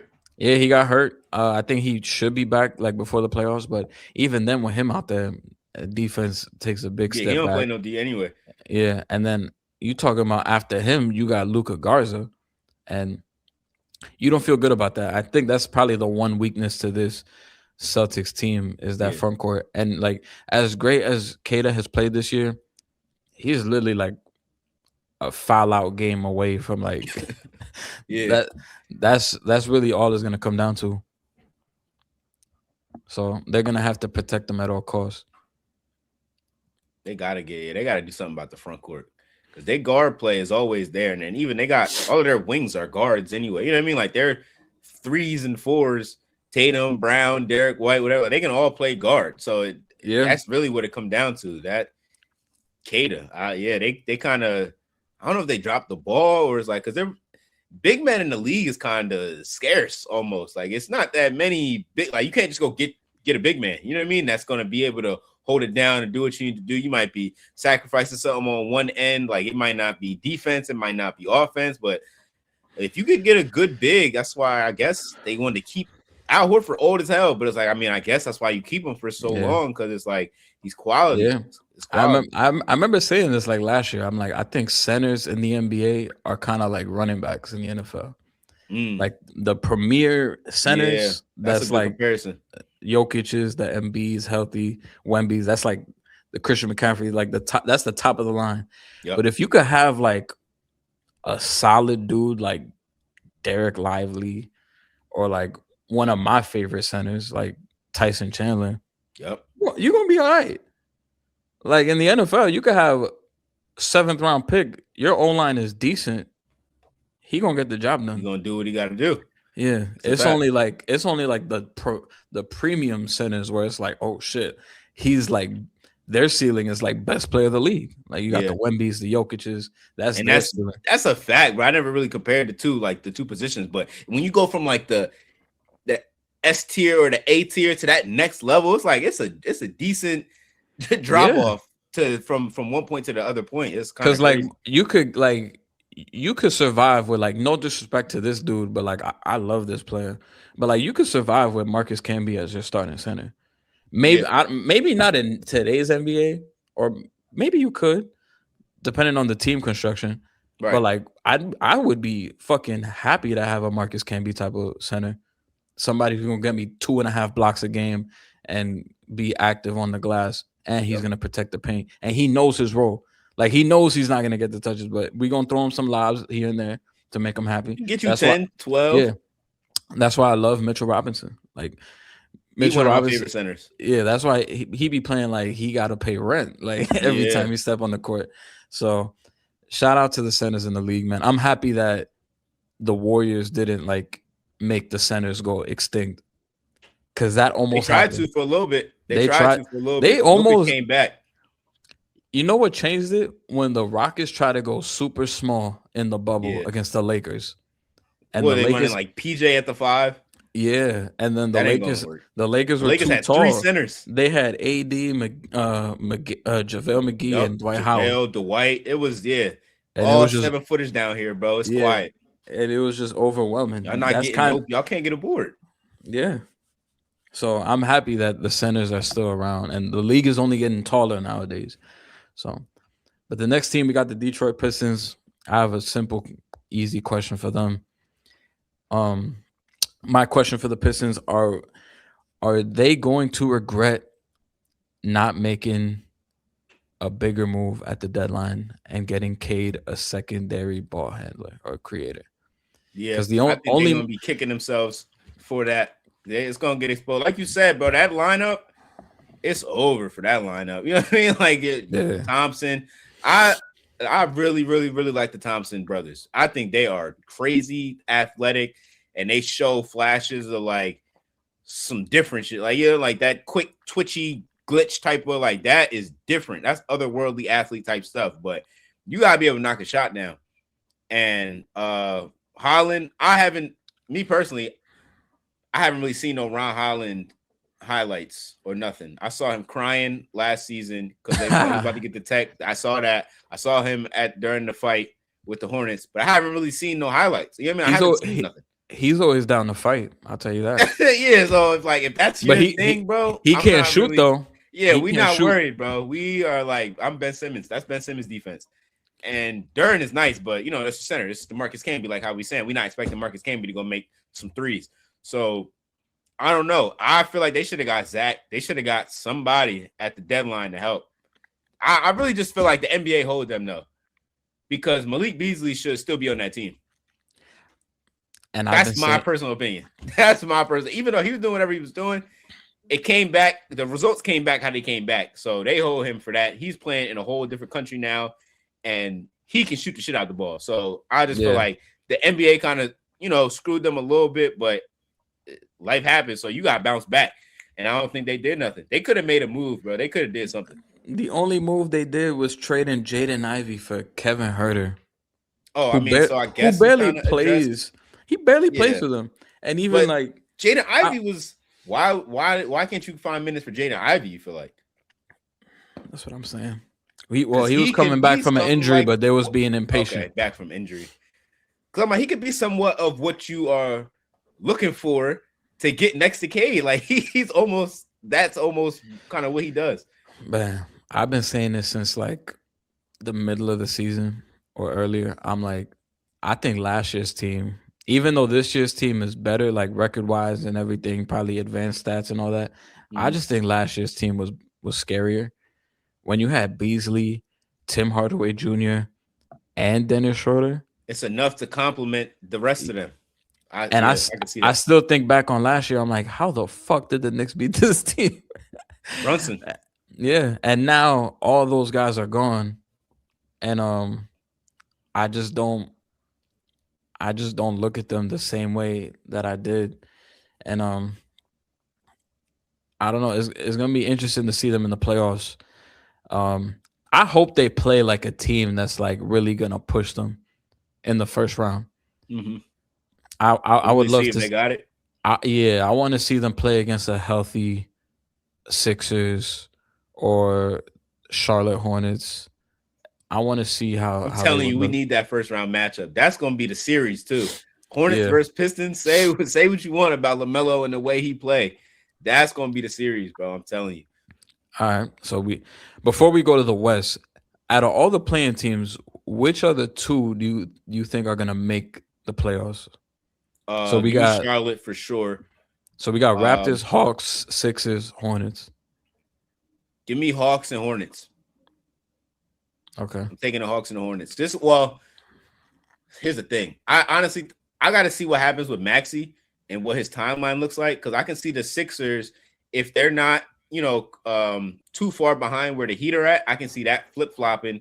I can see them ended up being like just in, and I can see the Heat falling into the play-in, which is like kind of where they typically normally are at.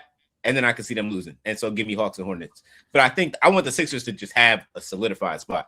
Yeah. I kind of want them to overtake the Heat for that 6th, and then I want the Hawks and the Hornets to be 7th and 8th. That'd be crazy if Toronto had this good season just to not make the playoffs. Just to drop off. But it's like, I mean, do we want to see them in the playoffs? Not really. That's what I'm saying. I mean, as a Knicks fan, I'd love to see them. But I'd rather get that easy dub. I low-key want Philly in that 6th spot just so I could go see a playoff game. Because I will take that drive to Philly to go see. I'm not going to lie. That's the last NBA game I went to, bro. It was a Sixers playoff game. And that shit was dumb long ago. Like, Russ was on the Wizards. They was playing the Wizards. And Russ was on the Wizards. That was like 2021. I remember. Bro, Ben Simmons was out there. I think he had him and Russ both had triple doubles or something like that. It was close. But I remember that game. Oh, that might have been the game. I don't know if it was like in Philly, but that might have been. I remember the Russell Westbrook stat line where he was like 3 for 19. Yeah, that might have been that game, bro. That might have been that game. That was what, like 5 years ago? Yeah. I thought you was about to say like you was there for like the Evan Turner days. Oh, nah. I ain't go to none of them games, bro. Nah, yeah. I just went to Knicks Sixers in January. It was like the end of January. That's when they went. The Knicks won by like 3 points. It was a good ass game. That game was good, but the Knicks tickets be too crazy. You got to go take that drive to Philly, bro. That's right. I live right next to. Well, not right next to. I'm about like 30 out from Philly, so that's why it's like Sixers or Phillies or Eagles or some like that. Anything like that, I'm right there. That's what I love about Philly. I think more. I mean, it depends on the city, I guess. But I love how all the stadiums is right there. Yeah, you got the Link right there. You got when I remember growing up, it was the Wells Fargo for it's Xfinity Mobile now. Yeah, Xfinity Mobile, and then Citizens Bank. Yeah, right there. For me, it's like, I got MetLife Stadium for the Giants. I'm like 15 minutes away, so I could literally go right there. But the Knicks, I gotta take the bus. So I could drive there, but the bus is just a lot doing easier. The most because then it's like once you get there, where you go, you gotta go to the garage. It's mad. The bus is a lot easier. Just take the bus, 10-minute walk to the stadium. A lot of my friends that work with me in Secaucus that live in New York or that live wherever they live, they take the bus just because it's way easier coming over. The bus is way easier. And then for the Yankees, you either taking the bus, then the train, or you just driving there. I've never been to Yankee Stadium. I have to go. That's one of the things that's on my list. You gotta go. I feel like the bus, taking the bus and the train is probably the lit option.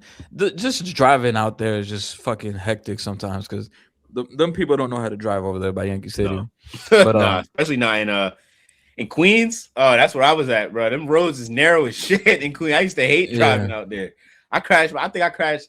I had like 2 accidents while I was out there. Like a 4-year span, bro. Shit is ridiculous. I got hit both times.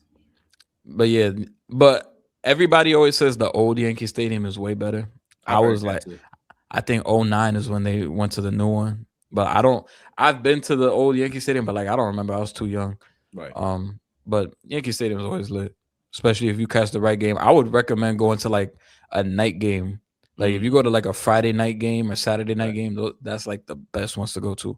Word. So I know they play the Dodgers. I think like July, like mid-July, and it's gonna be like Friday night, Saturday night, Sunday night. So if you could catch a night game, that's the best ones. I hate the day games. Those 1 o'clock games when it's hot as fuck outside and you just sit. I can see how that'd be annoying. That's the worst. So I would definitely try to catch a night game. But West Coast, we got the Western Conference. First team, we got the 10th seed Portland Trailblazers. Free Chauncey. Yeah, free Chauncey. Question for them.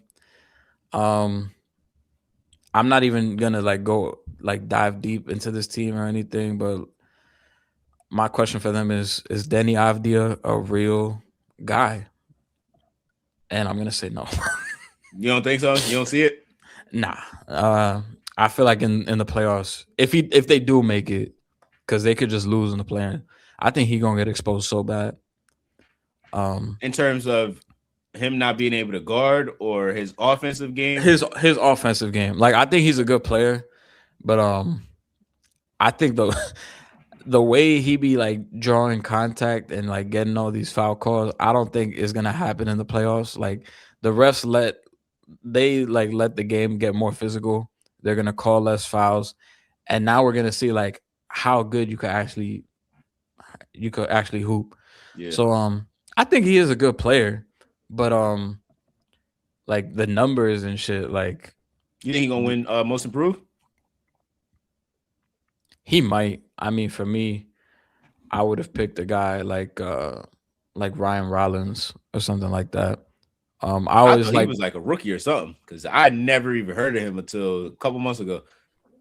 yeah, I always liked when it was a guy like going from like 3 points a game and now they averaging like 16. Yeah. I don't like giving it to the guy that was like 18 last year. Now he's averaging like 23. Or like the year Maxi got it, he was averaging fucking 20 the year before and he jumped to 26. It's an improvement, but like That's the jump, but still, it's like he was good it's the year almost his before. trajectory. It's like you Yeah. almost knew that was gonna happen. And I'm like, yo, he was good the year before. And I think he even talked about it himself. He said he should have won it his second year because that's when Ben Simmons did the holdout and Maxi went from like 6 points a game to like 18. Oh yeah, Like that's way bigger. exactly. Way bigger jump. So like, and the John Morant getting it, that shit made. I think John Morant went from 19 to like 27, which is a big jump. Yeah. But like, he was the second pick in the draft. Like, he was already. You already knew I was about to be getting 30. Like I was showing that. Yeah, and he had like I think he had like 47 in the playoffs the year before he won Most Improved. Yeah. So I'm like, what the like? fuck How can you improve on that? Yeah, so I always liked it when it was like going to like the Jimmy Butlers, the Paul Georges, the Victor Oladipos, like guys that were in the league, they were role players, and now they really took the step though. Yeah, and they really took the step up. I don't like it giving it to guys that are like top 3 pick and now borderline like I don't star anyway. Yeah, or the other, because you could say this, because there's also guys that were like lottery picks, top 10 picks. The shit didn't work out at first, and then later it worked out for them, like a Victor Oladipo, because he was the second pick, but it wasn't until he got to Indy where it was like, oh shit. Same thing with Julius Randle. He was the 7th pick, but it wasn't until the Knicks, when he was like 7 years in at that point, we're like, oh, this guy's really fucking good. Like he's an all-star. So they gotta get that award back right again. Because whenever I saw like Cade is the favorite for Most Improved, I'm like, get the fuck out of here, bro. But yeah, Denny, he gotta show me in the playoffs, bro. I just don't think, and that's even if they make it. Next team, Golden State Warriors. My only question is, can Steph come back like ASAP? Because this team ain't doing shit. Honestly, they be putting out that lineup card sometimes. Like I'll see that post on Twitter, I'll be like, "Oh, it's over. It's really over, bro." Do you see a world where Draymond Green or Steph Curry is in the NBA and not playing for the Warriors? Nah. I can't see well, it. Maybe Draymond. Going, I don't know bro, about Steph. The way the league be going, bro, some of the people that you think are lifers, I would have thought that about Clay, honestly. And he left. Once I seen Clay leave, I'm like, oh, they'll do anything. They'll get rid of whoever. Yeah, I don't see them. Maybe Draymond, I could see leaving. Draymond gotta go home. Yeah. Go to Detroit. Him and Isaiah Stewart, that would be crazy. They just need, if they could just get Draymond for that veteran, older presence, and then go grab somebody young who could put the ball in the basket. And from there, now we're going to have a conversation. But now the Warriors, I think it's over. I think it's quiet, bro. I would love Steph to go back home to Charlotte for like the last like 2 years. That would be so fire. But I don't think he's going anywhere. But this team, honestly, they not going nowhere. Even if Steph come back, I don't think he gonna be. I mean, I don't think they're gonna be good enough. That Jimmy Butler loss really hurts, but for me, I think the two teams that are gonna, well, the Clippers went up because before the Clippers were like the 10th seed, and I remember saying the two teams that are gonna come out the play-in from the West is gonna be the Suns and the Clippers. But right now, the Suns and Clippers would have to play each other. I mean, that still could very well be the case. That's gonna be a good game or Yeah, good matchup. I think that still is gonna be the case. Suns and Clippers gonna be the 7-8 seeds. But yeah, I don't see the Warriors doing anything. Like I don't even have. My question is, when is Steph coming back? Because I can't watch this shit no more. Yeah, because I don't want to hear about nothing else. I don't want to unless Curry out there. Starting lineup be like Guy Santos and Pat Spencer. Yeah, he just got an extension. Yeah. You got Pods, which I'm not a fan of Pods. I don't think anybody like Pods. Quentin Post. It's like, who are these? Like, who is out here playing for the Warriors that won 10 championships last decade? Like, you know what I mean? It's like, damn, they fell off. They fell off, bro. It's quiet. I don't know if anybody respect Pods, yo. I'll never. Yeah, I remember when Austin Rivers was calling the game, and it was Timberwolves versus Warriors, and I think he was on. I think he went to go dap up, and he had the headset on or some shit, and he was like, "Yo, I'll give that motherfucker 20 right now." Yo, this dude is crazy, bro. Yeah. I ain't gonna lie. I guess that's what happens when you play with Steph Curry. You start thinking you Steph Curry just from being around Steph Curry so much, bro. That's the same thing you seen when he walked up on Steph and Draymond and Clay while they was talking. He tried to get in on the conversation. Rivers said that about Pods. Oh, that he would give him. Oh, I thought you said Pods was saying that about. Nah. Austin Rivers dapped up and he was like, I'd give him 20 right now. But I did see that clip where Pods tried to get into the conversation. That shit was funny as fuck too. That's what I'm saying, bro. It's like, hey, look, hey, you cool, bro. You the next, you next, but you are not one of these three right here, bro. They didn't put in a lot of pain behind that, bro. Yeah. They're a reason that this team is a thing. Yeah. Next team, we got the 8-seeded Los Angeles Clippers. My question for them, my question for them would be, can we sneak up into the top 6 to avoid OKC? Because the way they've been playing lately, 4-game winning streak right now, 7-3 in their last 10. I would hate to see this shit end immediately in the first round, having to play OKC. I think this team is good enough to win more games. Kawhi Leonard has been playing out of his mind lately. He had 45 against the Timberwolves. The Darius Garland pickup, I love for them, and them getting Benedict Mathurin. That's my favorite part. Yeah, my everybody knows how highly I think of Benedict Mathurin. Him being that guy that could come off the bench and just give you 25. Yep. I think that's a wild card factor. I think this team is like a little bit, I don't want to say more well-rounded, but I like the fact that they got a little bit younger because this team was so old before. Yep. And I think it's just like a refresher. I think the one thing that they're lacking is that front court depth because Niederhauser just got hurt. And I think he might be done for the year. I'm not too sure, but Brook Lopez is like their sole big man. And Brook Lopez is good, but he old as fuck. So you can't really rely on that and depend on that. So I guess my question for them would be, can they get a solidified top 6 spot? And it's going to take some work because they just hit 34 wins. They just got over 500 after that bad start. But I got to check how their schedule is to end the year. I could really see it happening, though, honestly, because they've been playing. I like the way they playing after the trades. Of course, it hurt giving up Zoo, but Ben is tough. I really think Mathurin is tough. And then if Kawhi is about to be getting 45, like I don't remember the last season where Kawhi was like headhunting like this. Like he's bugging. Even in the All-Star game. Well, really what I think it is that Pablo Torre shit.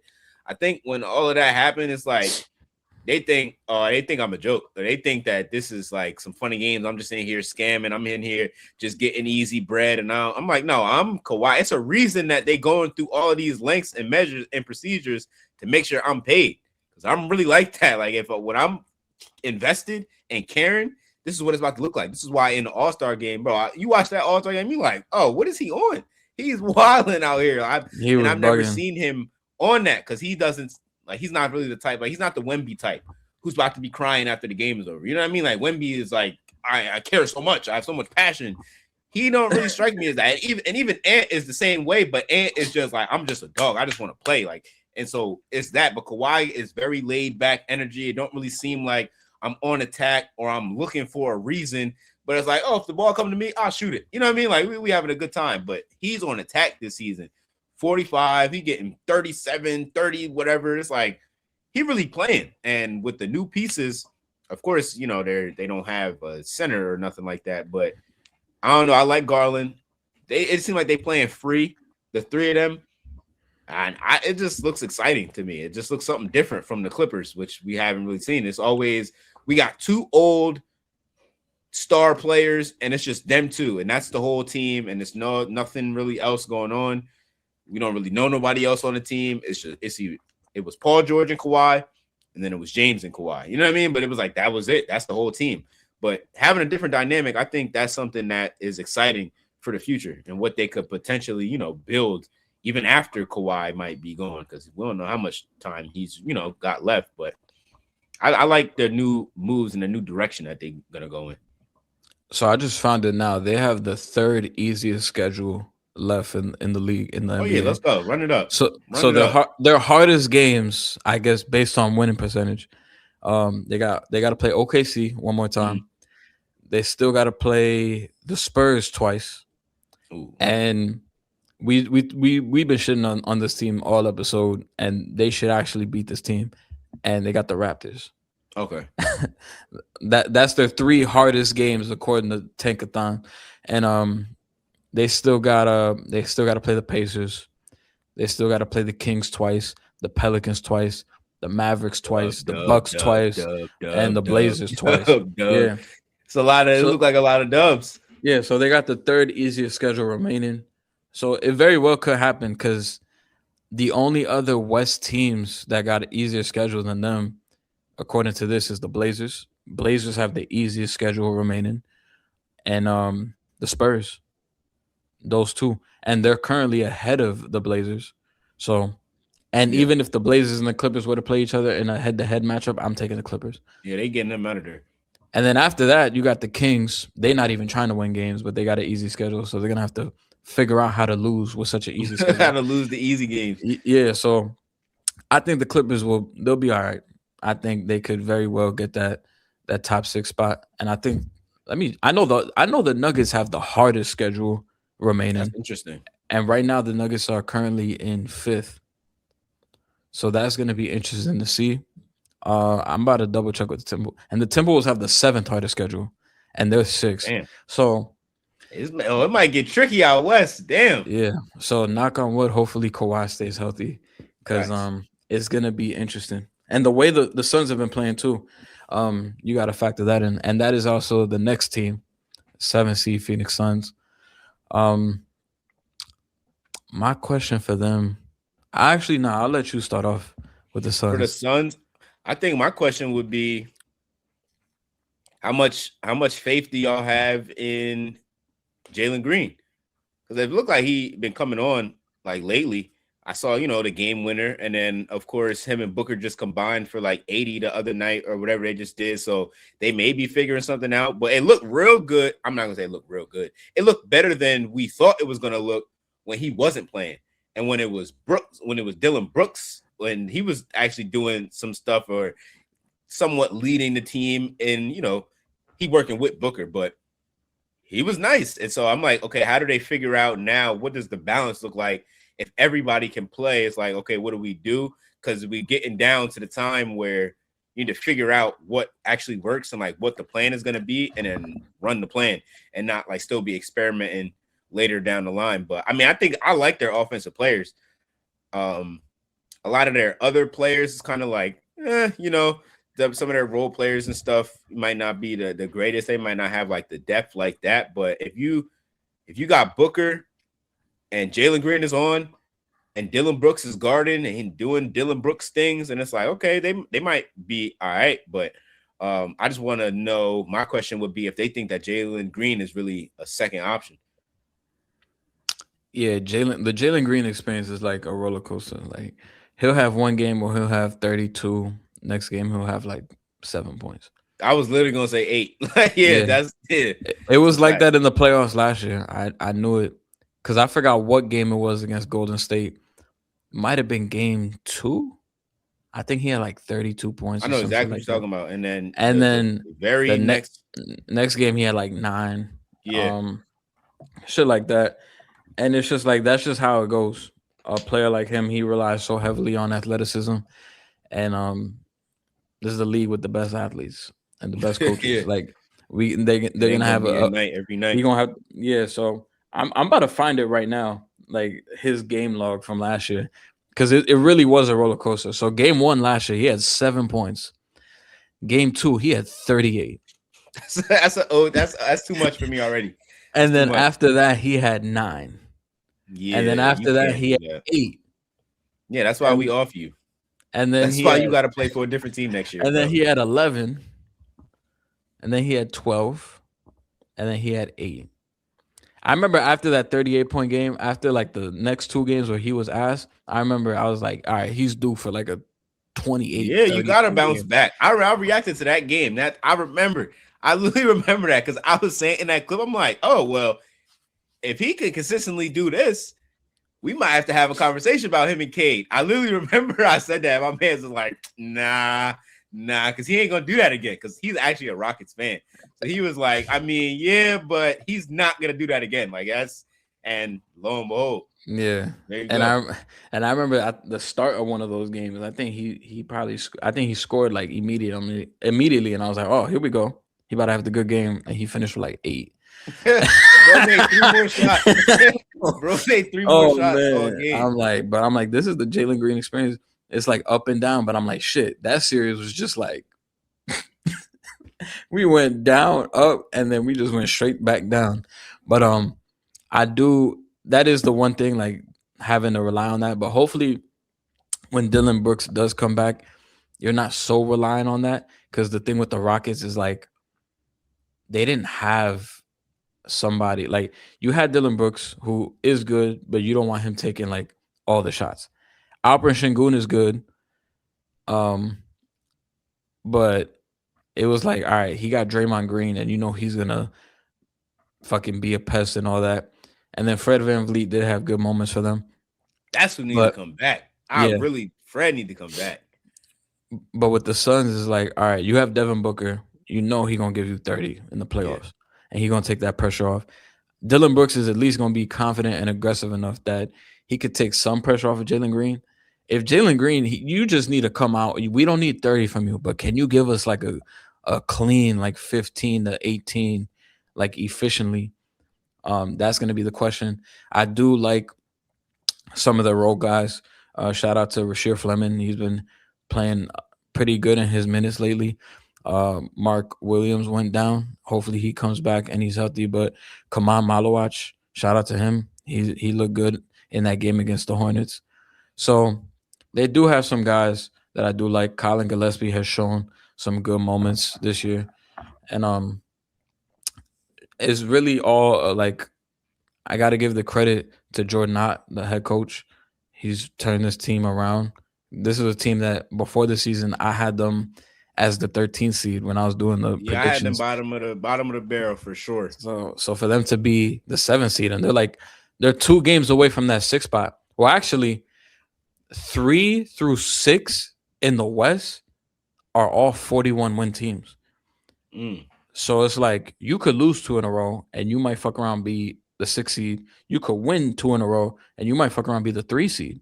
Yeah. That's how close it is in the West. So from 3 to like 7, it could all like change dramatically. So that's gonna be something to pay attention to. I think it will. I think that the order is definitely gonna get moved and flip flopped upside down a little bit. I don't think it's gonna look like what it looks like right now as we actually wrap down and get to the actual playoffs. Yeah, because OKC and San Antonio, they comfortably at the top. Like nobody's gonna fuck with them or even gonna be close to them. But Yeah. that 3 through 7, Yep. and just like we talked about, with the Clippers have the third easiest schedule. We talking about 3 to 8 could potentially be like a whole shuffle. Yeah. And on top of that, you got the Nuggets have the hardest schedule remaining. The Timberwolves have one of the hardest schedules remaining. OKC has one of the hardest schedules remaining, but that don't mean shit for OKC, honestly. Oh, that means So, they're just gonna be a little more worn down by the time the playoffs come around. But yeah, that ain't gonna be about they're much. like we might win a game by 5 instead of 25. Like, Yeah.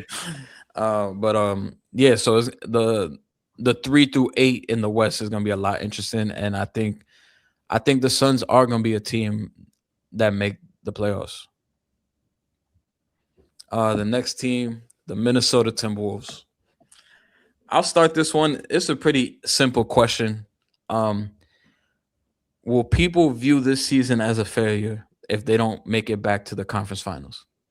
You kind of have to, right? Kinda. If we reached a certain height and a certain level, and then now we start not being able to, we can't get back to the ceiling that we got to at a certain point. It's like, well, damn, like what's not working? What's gonna happen? I thought they was gonna trade for Giannis. I thought it was about to be over in the league. That was about to be. I was gonna have to pick a new Western Conference team, but they didn't. You know, they stayed patient. They gonna running back with the team that they got. They feel confident. I mean, they have a top 3 player in the league. So if you got a top 3 player in the league, you got a top 3 player in the league. But I just feel like it's everybody around, and that's kind of like, well, what are you gonna do? You know, but I do kind of like, you know, they made some moves. Who they get? Io. They got Io. So I don't really know how he has looked yet with the Wolves. I haven't even really got a chance to see him yet playing or how that looks together. But I like that better than maybe like Rob Dillingham. And not to shit on Rob Dillingham, because I fuck with Rob Dillingham. He's tough. Not when he was, you know, playing soccer and shit, kicking the ball over his head, but at Kentucky and, you know, going back, he's tough. But I'm saying, like, that might be a player who's a little bit more win now, or like, I'm ready right now. You could put me in the lineup right now and we can get this done. Io might be a little bit more of that. I don't know, bro. I don't know. I don't really like the Timberwolves team all that much. I'm not. Jaden McDaniels, of course, and Nas Reed, that's big jersey, but I'm not like the biggest Timberwolves fan. They have their moments where I'm like, all right, this team is clearly the third best team to me in the West. Like, Yeah. OKC, Spurs, then I would have San Antonio, because the Nuggets have just been whatever lately. But then they'll have other games where it's like, damn, bro, like, how the fuck did I feel so highly about this team? But I do have, like, in the back of my mind, they play the Nuggets really well. They play OKC really well. I don't think they'll be OKC in the series, but I feel like they're out of the teams below OKC and the Spurs. It's them and the Nuggets that I probably feel the best about. The Nuggets really just because they have Jokic, but Yeah. the Timberwolves all around, just as a team, I might feel better about them than the Nuggets, just because they have like the complete the complete thing going around. Like, I would pick the Timberwolves against the Rockets. I would pick the Timberwolves against the Lakers. At this point in time, I probably would pick the Timberwolves over the Denver Nuggets. So would it be a failure? It's tough to even view it as that, but I guess you could say that, because a team in San Antonio who nobody thought would be the 2 seed to come into the year, here they are, and now everybody's kind of penciling them in to make the WCF. They And took their spot almost. yeah, and when people talk about the teams under OKC, the first team they bring up is Denver. Yeah. Some people bring up Minnesota, but more often than not, You're people gonna are hear the going to Nuggets first most of the time. Yeah, you're gonna hear the Nuggets first more often than not. So I guess you could view it that way. And the Spurs have only shown they're gonna be here for the long run. Just Knock getting on wood. started. Like unless Wemby Just gets getting hurt, knock started. on wood. But they just Yeah. getting started. Um, so and even right now they're the 6th seed. We're like far from the final standings, but to get back to the conference finals, it's like you have to be prepared to either see OKC or the Spurs in round 2. It's a tough matchup. That's a tough series for Yeah. anybody, not just them. And I don't know, but I get they're a complete team and they got defense is wrapped up and it's not even a question. But I don't know. I'm not convinced. I'm not convinced by Wolves. It got to be like, to me, the Wolves remind me of like Kobe when he's playing in the 2009 team and the 2010 team. Like it's offensively, I might be forgetting something, but I mean, I'm not putting Randall on that level. Like to me, Randall is like, all right, Randall, you pal. You know what I mean? Like you pal Gasol on this team, or where we're not like, I don't ever think that Julius Randle's going to lead us in scoring when we got Anthony Edwards. You know what I mean? Like I don't really expect that from him. Dante is tough.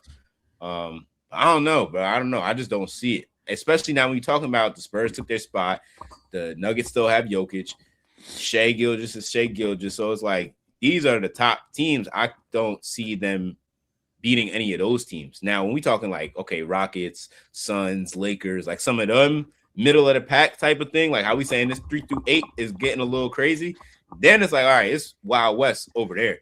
But at the top, I can't see them beating none of them. I don't know. It's tough because if you stay at 3 or if you fall to 6, you're gonna have to play the Spurs in the second round. If you are 4 or 5, you're gonna have to play OKC in the second round.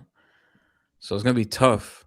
Like literally the only way they get into the conference finals is if they slay one of those dragons. Yeah. In the second round. That's the only because you gotta see somebody. But I mean, and I think they're capable of doing it. I'm not gonna say they're not capable of Yeah, doing they're not like if I between the Thunder and the Spurs, I would probably say they have a better chance at beating the Spurs. But that'll be tough. Like that'll be like a 7-game series though. But I mean, I don't think anybody just gonna get them out of there like that. You know what I mean? Like they're gonna make it a series. They're gonna make it a fight. But do they come out at the end of the fight? I don't know. I don't know. Yeah, that's the thing. The Timberwolves are like the one team where like I'm confident that they're not just gonna get rolled over. Like if they lose in the playoffs, it's gonna go down. It's gonna be with a fight. We'll see. I mean, it's tough to say that because OKC literally rolled over them, and then the Mavericks did it the year before. So they definitely did that. That one was.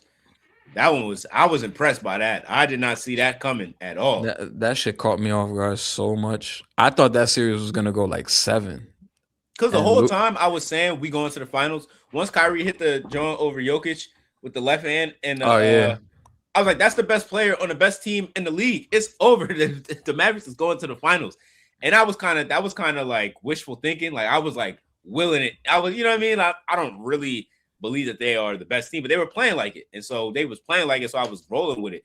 But then once I saw what they did to Ant, and Ant talking crazy. I mean, he wasn't really talking crazy, but you know, he doing what Ant does. And they came and shut all that down, Kyrie, Jokic, whatever.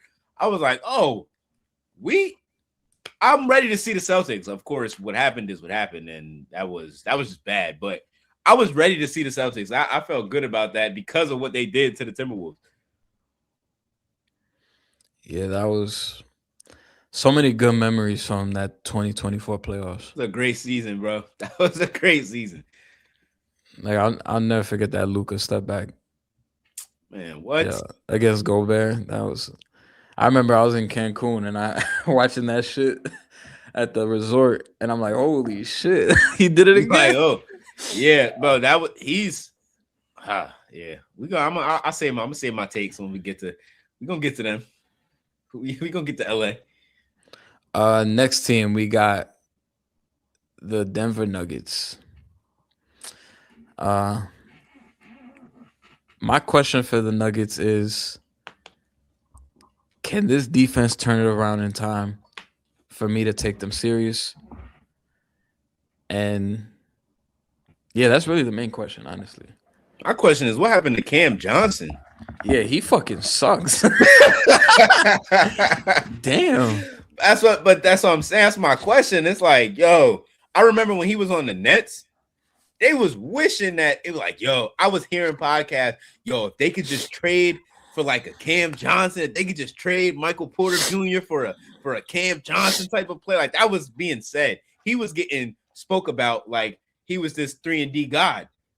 Like he's gonna come there and shut shit down. Like I'm coming to be, I know exactly what my role is, and I'm a flourish in it. But it's like, I mean, it's the first year, so you might not be able to just kill him like off rip for the first year.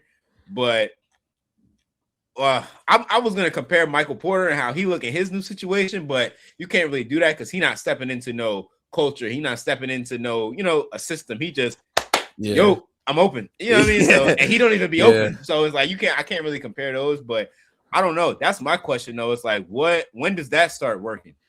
Yeah. I was listening to one pod, I forgot which one, but they made an interesting point. It was like when you're playing with Jokic and Murray, it's like you just got to be ready to shoot whenever. Because like any possession where like you try to do shit yourself and it don't turn into a basket, that's almost a negative possession.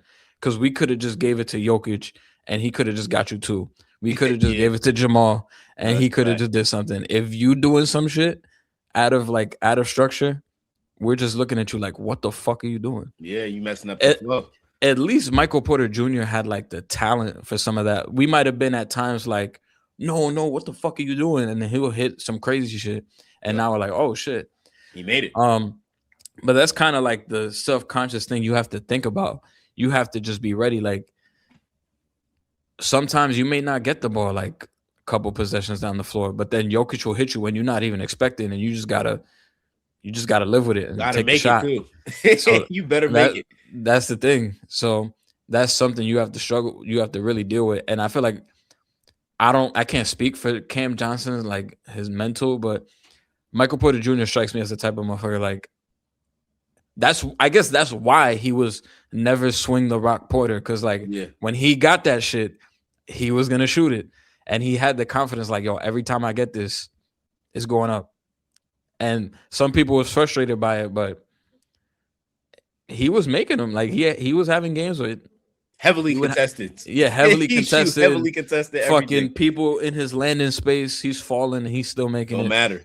He has like that quick trigger, short memory type of thing. That's kind of what you need to have when you play. I'm happy that he's back, or not even back, but like, no pun intended. He had all the back shit going on, like all of the issues and stuff. So I'm even just glad to see him, because it seems like he's getting back to his just being in high school, like in terms of the mindset of the player, and like, y'all not fucking with me out here. Like, I'm sorry, I don't care who you are. Your hand being in my face does not matter to me in the slightest bit, bro. I'm about to shoot this and I'm making it. So it's like that mindset when you the number one player coming out of high school and the number one player projected number one pick, all that type of stuff. I feel like you're just a whole different person in how you are going through the game. Whereas Cam Johnson, if that's not your background and you don't come from, I'm that nigga regardless, like it don't matter who's standing here.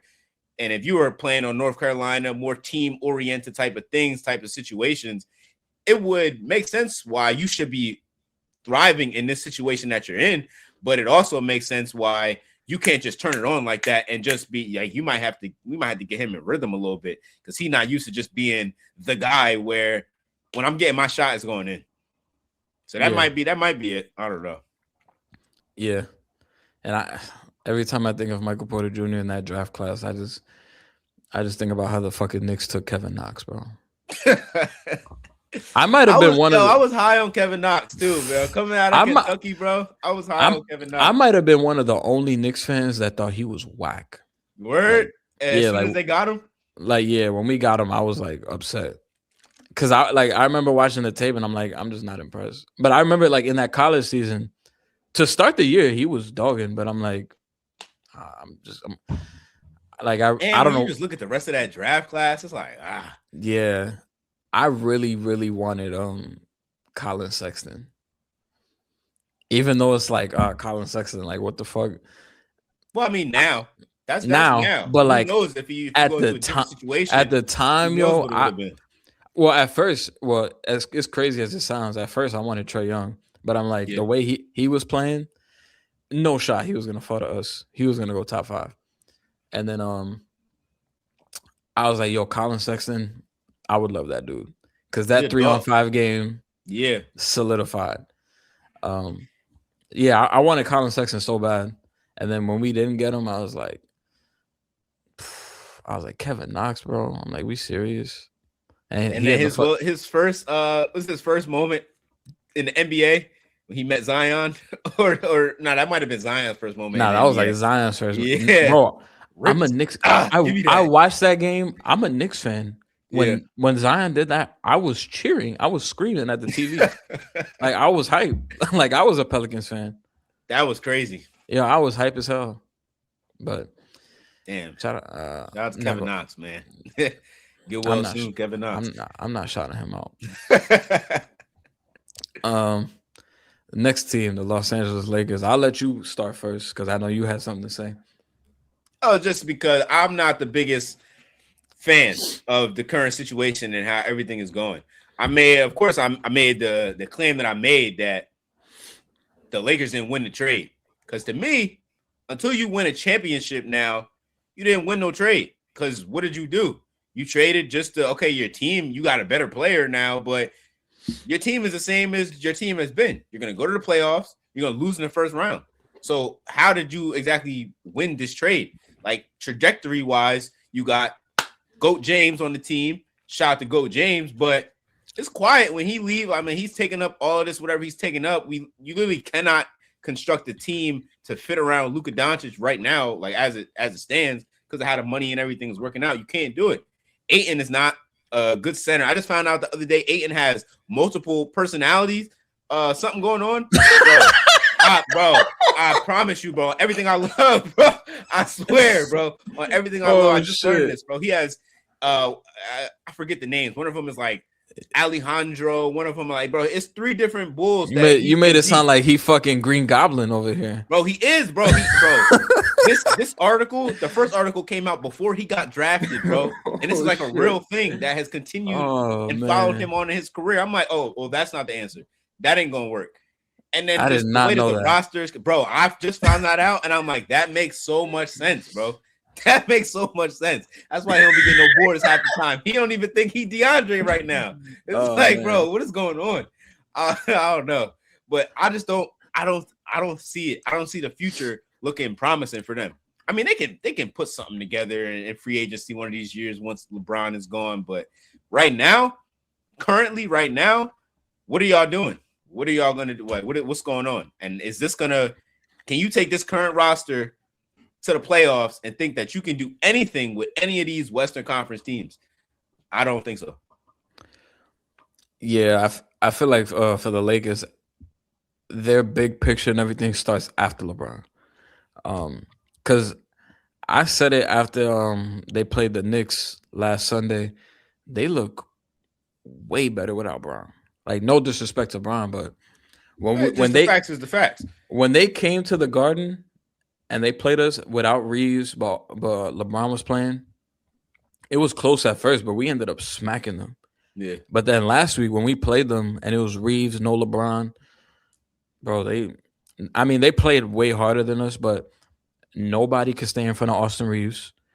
He nice. I will say he nice. He nice. Bro, Mikal's guarding him. Austin Reeves would just make one crossover and it was over. Mikal was trailing him every single time. Nobody. That's crazy. Yeah, which is crazy. I'm like, bro, what the fuck are you doing? Like, yeah. Not saying like, I'm not trying to say like, yo, that's Austin Reeves. You should lock that up. But like, bro, you were quick as fuck. We know you get around. Like, yeah, like you could get around these screens. Like, he shouldn't be driving past you every single time. Yeah. I just couldn't like fathom that. Nobody could stay in front of Luka, but that's Luka. But having both of those guys, they were just putting so much pressure on the rim, and it was just dope to see. And then Rui Hachimura was fucking us up, and it just felt like everybody was like getting a share of the sugar. Even Ayton was having some good moments. So I think for this year, unfortunately, I view them as a first round exit as well. I don't see them beating any team in the first round unless they play like Houston. But even then, I think that'll go 7 games. Um, if they play Phoenix, I think they could beat Phoenix in the series. But Yeah, I guess it's matchup dependent, but I it's don't really really see it's really them. matchup dependent. But if they I don't play see nothing. Denver, if they play Denver, they're getting packed up. If they play Minnesota, they're getting packed up. Um, Houston, I think will be a good series. I would probably lean the Lakers because Houston lately has looked super shaky. But it's really matchup dependent. I don't see them getting out the first round this Yeah, year. I think all of their plans is for after LeBron leaves, and I'm confident they'll probably get somebody. Um, they'll get somebody after Bron that could fit in. Because what they really need on this team, like they need like a capable center. Like this is a team that if they had a Marcus Camby type of center, yeah, they'd be decent. they they'd be really fucking good. And I think just more wings around Luca and Reeves. Like I think they should keep Reeves. They just got to surround them with more defensive guys. Get a center that's gonna do the dirty work and stuff like that. They literally just need to bring the Mavericks, the 2024 Mavericks, to LA. Like, I mean, obviously not Yeah, like those players, but Reeves is the Kyrie adjacent. Obviously, I am in no way saying that Austin Reeves is Kyrie Irving, but he will fit that same 1B kind of role that he yeah, was playing. And then from there, okay, go find you a Derek Lively, go find you a PJ, go find you like, and then just go find the rest of these guys. Gafford, which is like, it's not kind of hard to find these players in the NBA or players that produce like what they can produce. But that team was perfectly crafted to fit around Luka and his strengths yeah. and his weaknesses. So they should just run that back. And even though he wasn't on the finals team, I feel like the perfect like Luca teammate was Dorian Finney-Smith. DFS, Like 100%, 100%. having a guy like that is always perfect. Those guys are always hard to find, like the three Yeah. and D wings. I feel like it's a little bit easier to get a center, but it's hard to say that because it's like, damn, how many are there really out there? They were supposed to get Mark Williams though, right? Yeah, and then the Lakers rescinded the trade, I think, right? Yeah, he ain't passed the physical or whatever, but it's like that. I think that would have been decent. I mean, I don't know how much of an improvement that is from DeAndre Ayton, or if like I if think they're I think it would have been. comparable though. As I an think, improvement. yeah, Okay, all right. Well, I mean that would be better, and he's a little bit more lob thready. Like that's kind of what Luka yeah, likes to play with, like a Derek Lively type center, who he can just throw that shit up there and he just go get it. Ayton is like trying to see it in the post, which is not really. That's kind of going against what Luka is trying to do. But I think they could retool that team. But as of right now, how it's looking, negative. and I think they should call up Adu Thiero from the G League Him because and Bronny be wilding in the G League. I just seen yeah, some last night. Bronny was like, or it might have been 2 nights ago. He like came down, split right through the middle, and then that dunk was crazy. I'm like, yeah, yo, who is that? He got yeah, up.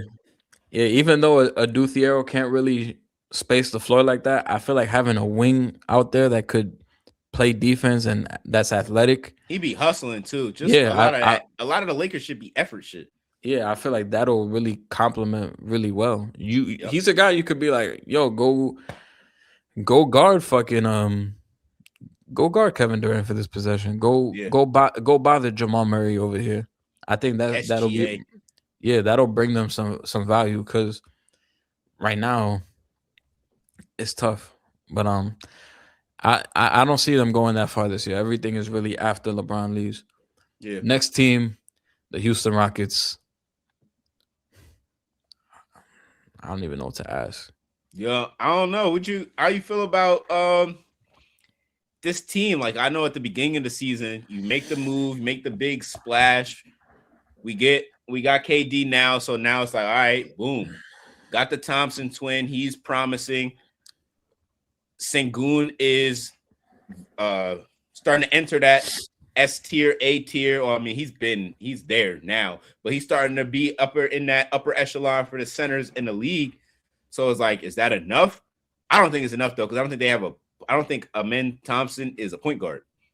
So we don't really have no guard like that. A Reed, knockdown shooter, pretty undersized. I think like when you start talking about the Stephon Castles and the SGAs, and they about to like swim move. I'm right past you, little bro. You know what I mean? Like that's how I feel like they're gonna look at him. So Fred is a pest though on defense. Fred will get some steals and shit. So he not back yet. He kind of had a bad injury. So it's like I don't think he coming back. Yeah, it's probably quiet, honestly. I want him to come back because I just want to see what this team looks like. But even then, if he comes back and he's not Fred yet, which everybody's used to him being, he might not be able to pick you up full and do all this crazy shit. So it's like, I wish they would have made a move. I wish they would have made a move for a guard. That's really what I wish. Yeah, I'm like they couldn't make the Darius Garland move. Like even like go get Drew for Portland.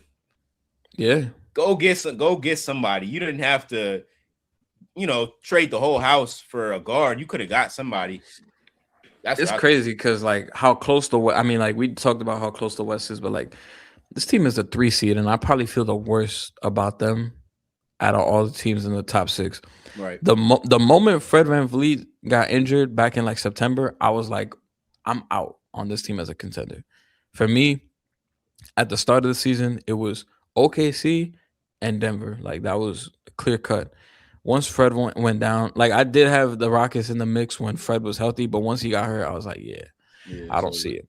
And they got Kevin Durant to alleviate that pressure like late game, but in the playoffs, it's gonna be different. Like sometimes you got Şengün bringing the ball up, initiating offense, and that's gonna be like okay. And sometimes he be posting motherfuckers up from the 3-point line.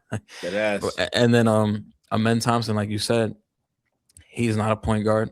I felt like he was getting very like overrated last year going into this year. And he's a good player, but I think the expectations people put on him so early was just like, let's calm down. Like they be asking for a lot. Yeah, they be asking for a lot. And Reed Shepard, as good as he is, they need a floor. They need as much spacing as they could get. But sometimes he don't get the leash that he want because Ime don't really trust him like in defensive rotations. And like you said, he's gonna get fried by any team. Like if they play the Lakers, Reeves and Luka, just anytime Reed Shepard is on the court, they're gonna be like, he might as well take him out. They're gonna be like, come over here. So it's kind of something that you're gonna have to deal with. And I obviously this team plays hard, but there's been too many moments this year where they've just like folded under pressure in close games. And when that happens, I don't like that at all. Like, yeah, I remember when they played the Knicks in the Garden and they was up by like 18 and we ended up coming back and winning. Yeah, like I remember they went up 90 to 75 or something, and I literally just left the room and I went to go watch YouTube, and then I get a notification. It's like the Knicks are down 4. I'm like, what the fuck? I ran back upstairs, and then I'm like, yeah, they be having too many games like that where they're just like collapsing, and I just don't like that. And part of that is just them not having a point guard. You having a real point guard, you gonna make sure when the shit gets crazy, we're gonna slow it down. If the other team's going on a run, I'm gonna make sure I get fouled right now, kill the momentum a little bit. And they just don't have that right now. Right now, they're just really Kevin Durant reliant, and it's hard to do that when he's 37. Like you could only really ask for him to do so much. And yeah, we gonna see. We'll see. It's no way you let the deadline go by. You let Garland get moved, Harden get moved. They got moved. You let them get moved for each other. You don't do nothing. Kyrie's on the block. Like it's people that's on the block or that's available or you can inquire about. Schroeder got moved again. Like there are players. There's a lot of guards that was on the move. Yeah, they didn't do nothing. It's like to me. It's like when you don't already have something solidified, that don't really make sense. Yeah, and I don't know what the money cap situation is or like what type of archetype of point guard that they want, but like. Shit, they could have called about like the DeJounte Murray. Like he came back. That would have been fire. He's hooping right now. So that would have been fire. The Pelicans would have did it. He gonna help them win games. They would have got him out of there with the quickness. Like, oh yeah, take this dude. He cares too much. Yeah. Next team, we got the San Antonio Spurs. My finals pick. I'll let My you. pick was Knicks versus Spurs. That was my. I gave a. This was before the season, or like That's probably like midseason, probably like after the cup. before the season. My finals pick was Knicks Nuggets. Mine was Rockets. Knicks before it started. I always had the Knicks going to the finals this year. My Western Conference team has just changed a little bit. I didn't know that Spurs. I didn't know Wemby was ready. Like I didn't know he was here at the beginning of the year, like I do now. I understand it to be a little different. That opening day, a little different. That opening day was fucking crazy. Ever since I've been seeing him play against Chet, and I'm like, oh no, he really on that with bro. Like he does not like him. I'm like, okay, well, I remember that adds another layer. I'll never forget that Christmas Day game when I think Chet fouled him, and then he started screaming. That's what I'm saying, bro. I just started laughing. This dude's crazy. He's crazy. Like he's really crazy. Oh, yo, that shit was so funny. You see the real? Oh no. Now you know what happened? He fouled Chet, and then they sent Chet to the free throw line. Chet missed the first free throw, and Wemby's like, ah! And he started. I guess it's real personal. That was his version of ball don't lie. Yeah, he must not know that he's from France, so he don't know. He don't know that we just say ball don't lie. Yo, when he did that shit, I started laughing. I was like, "What the fuck?" Nah, Wemby is crazy, bro. It's a reel that's going viral right now of them in the U17s, like the USA France game. Yeah, and Chet gets the gold medal, or he's standing at the number one spot on the podium or whatever. And bro, Wemby, I guess they lost the game or whatever, bro. He literally start crying. I'm like, bro, you supposed to cut that out when you a young bull, bro. Like that's not supposed to stay with you through high school and stuff. Like I get it, and he be so like in a moment and passionate, but you telling me if you about to start crying, like really crying, because you played second and he plays first, like bro, y'all still y'all got the silver medal, damn. But like he cares that much, and I think that caring and that passion is enough to. If we right here, but I just care a little bit more than you, I'm gonna edge you out, and we're gonna end up getting the dub, and we're gonna end up, coming out on top, victorious at the end of the season. I'm interested to see if they end up matching up. I would love for that to be the conference finals matchup. If that happens, I think we in for good basketball. But I want to know is Wemby really ready? That's the question I guess I got. Is Wemby really ready? Yeah. And my question would be, are we? I guess my question for the Spurs would be, can we prove the haters wrong that we're too young? Right. That's gonna be my question. And I guess to answer your question, like, is Wemby really ready for this, or is he about this? I think he is. I tweeted this, like, I don't remember when. I just had to tweet it because I'm gonna come back and repost it. I said, I was like, don't wait for the playoffs to realize that Wemby is that guy. Like, it is his world and we're living in it. Yeah. Some people like to wait and say, I gotta see it in the playoffs. I think Wemby's one of those guys. I think he's gonna be like a Luka, where like as soon as he steps in the playoffs, it's go time. Like it's go time. He's running that shit. I don't think there's gonna be like an adjustment period and shit like that. How some stars they struggle a little bit and then they figure it out. I feel like immediately he's gonna show why he's like the top dog in the league. And I can see that happening. To the point about like him crying and shit, I think it's refreshing. Honestly, I think he's gonna be like the pioneer of like this next group of NBA stars of like bringing the competitiveness back into the NBA. Like everybody just don't like everybody. Yeah, like we've seen how like the NBA is like so buddy now. Yeah. But now I like the approach that he's taken with the All-Star game. He's like, I don't give a fuck. I'm gonna try. Yeah. And watching the All-Star game, watching that first game, it was Karl Towns' fault. He fucking decided to help too much and gave up an open three to Scotty Barnes. And you saw Wemby. He was mad as shit. Pointing at Cat like, what the fuck are you doing? And I felt that like being at an open gym, like yelling at somebody, like, what the fuck are you doing? So like it was refreshing to see. And him having that fire in the All-Star game, I think is only going to carry over because we saw Ant was trying, Kawhi Leonard was trying. I think that's only going to carry on for the next group of guys. I like And it though. I do like it. Now I do like I it. love the crying is just where you start losing me. But all that being competitive, I don't like that's cool. Like, that's cool. That's cool. I'm with that, bro. You don't have to start crying. You really don't. But even like in the All-Star game, like feels like he's cried like 3 times already. Yeah, I'm like, you wilding low key, like you gotta chill out. Like you gotta like have some more composure. But like Jalen Duren in the All-Star game, it's still early. He get it, thinking everything's sweet, go up. When we toss that shot out of bounds, so even that is setting it like, oh, I ain't just about to just be, we ain't not just in here playing. Like he's really taking this serious. Now that's just gonna make everybody else do it. So I completely agree with you. And it is refreshing to see that. And I would like to see some more of that. Because y'all gonna be cool. You work out in the off season. We going to Rico Hines, wherever we going. But while we right here though, in the middle of the season, there's no reason why we have to even remotely act like we are friends or like we like each other, because we are competitors. We're competing for the same thing. So I feel like that energy should be shared throughout the whole league. So definitely shout out to him for bringing that back. But with the waterworks though, I don't know. You losing me. Yeah, to me, he's gonna be the face of the league for sure. Everybody always has these conversations. Is it gonna be Shai? Is it gonna be Ant? I think it's Wemby.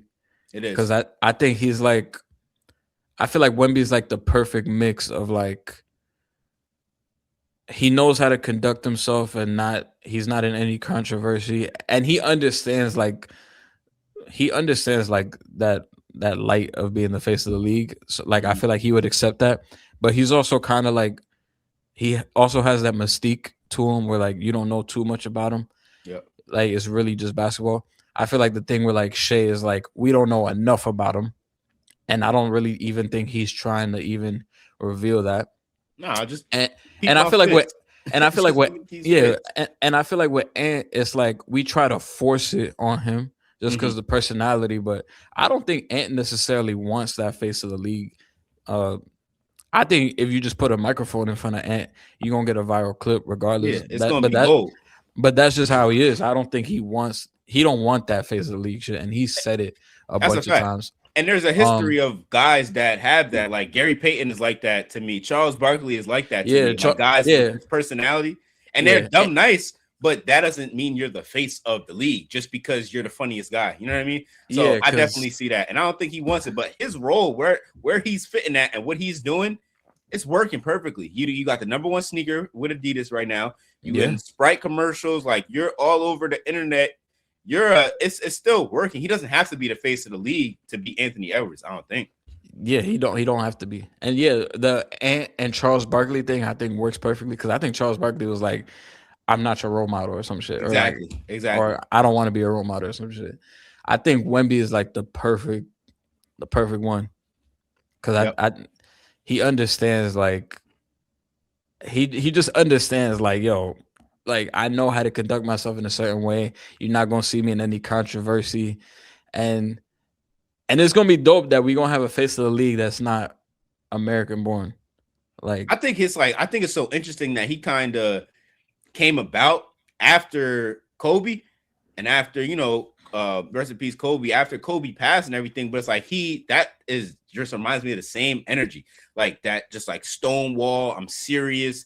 It's not a joke. Like we're not just laughing, and you know what I mean? Like if you're not on my team, you're not really my man. I'm not really rocking with you like that. Maybe I might go like this, but that's it. You know what I mean? It's real serious.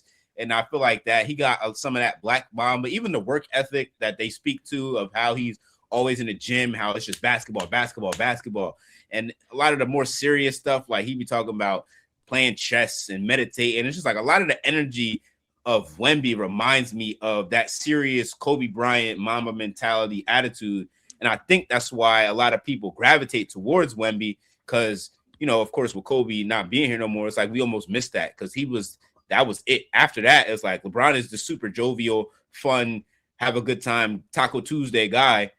Where's the serious basketball killer at? That's kind of what I feel like people are looking for. And that's probably why the league changed so much, because we had our face of the league that was like super cool, Taco Tuesday guy. But then also next to him, sharing that face of the league with Steph Curry, who's cool guy, Yeah.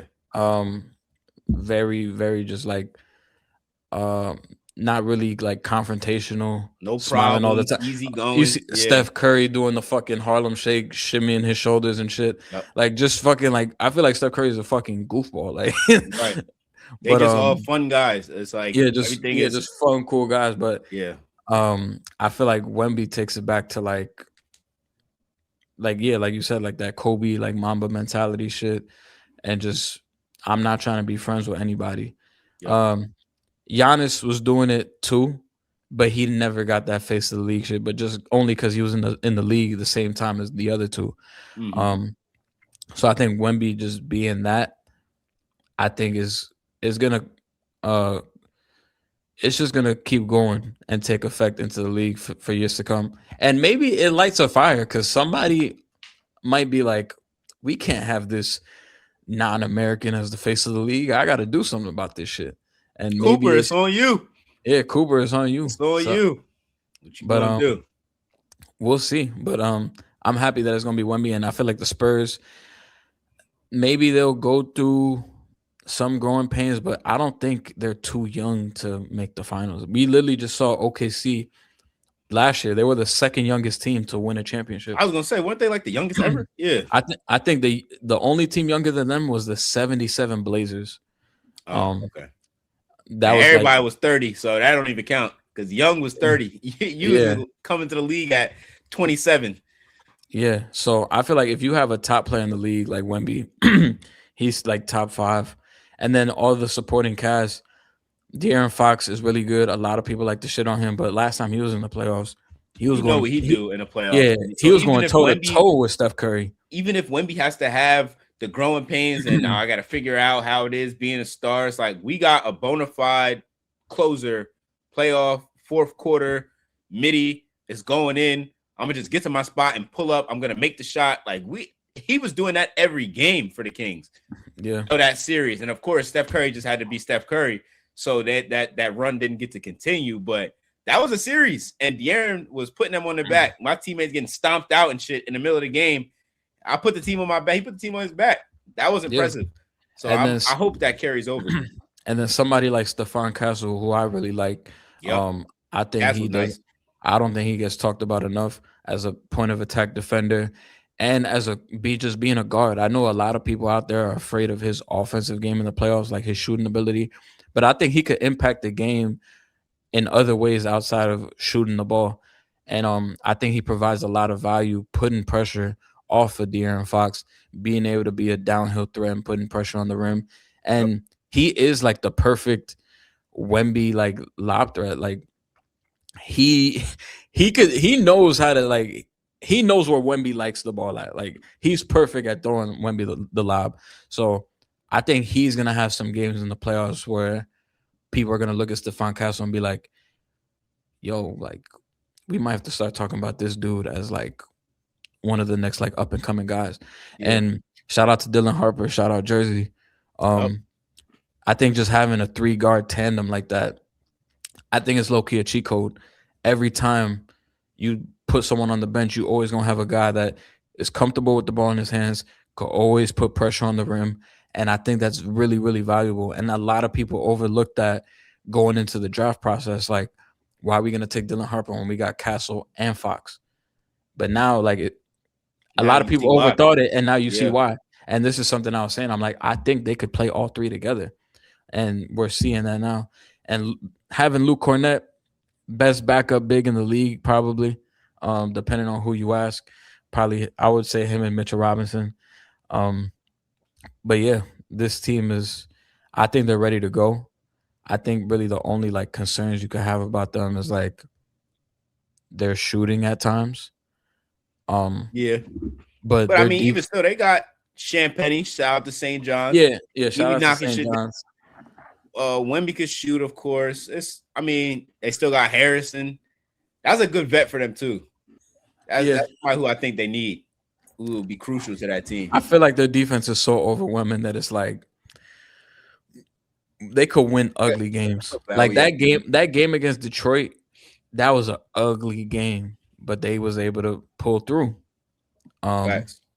And they would like when that's the scary thing about Wemby. He could have a game where he's not like great offensively. He could have like 15 points, but he could still shut shit down on the defensive end and anchor the whole thing I'm and gonna have just 4 or 5 blocks. I'm gonna have yeah. rebounds. I'm gonna be standing here all game. Like it's a problem, bro. It's a problem for real. The NBA is That just so Spurs is still my confusing, pick, bro. bro. The NBA is just so confusing because it's like I'll see the Knicks beat the shit out of the fuck. I mean, I'll see the Pistons beat the shit out the Knicks. Then the Spurs handle the fucking Pistons, and then the Yeah. Knicks beat the Beat Spurs. the Like Spurs. Yeah, I'm yeah. like, bro, Don't make no sense. that should make no sense. But it's all about matchups in the NBA. True. And we got the final team, the number 1 seed, OKC Thunder.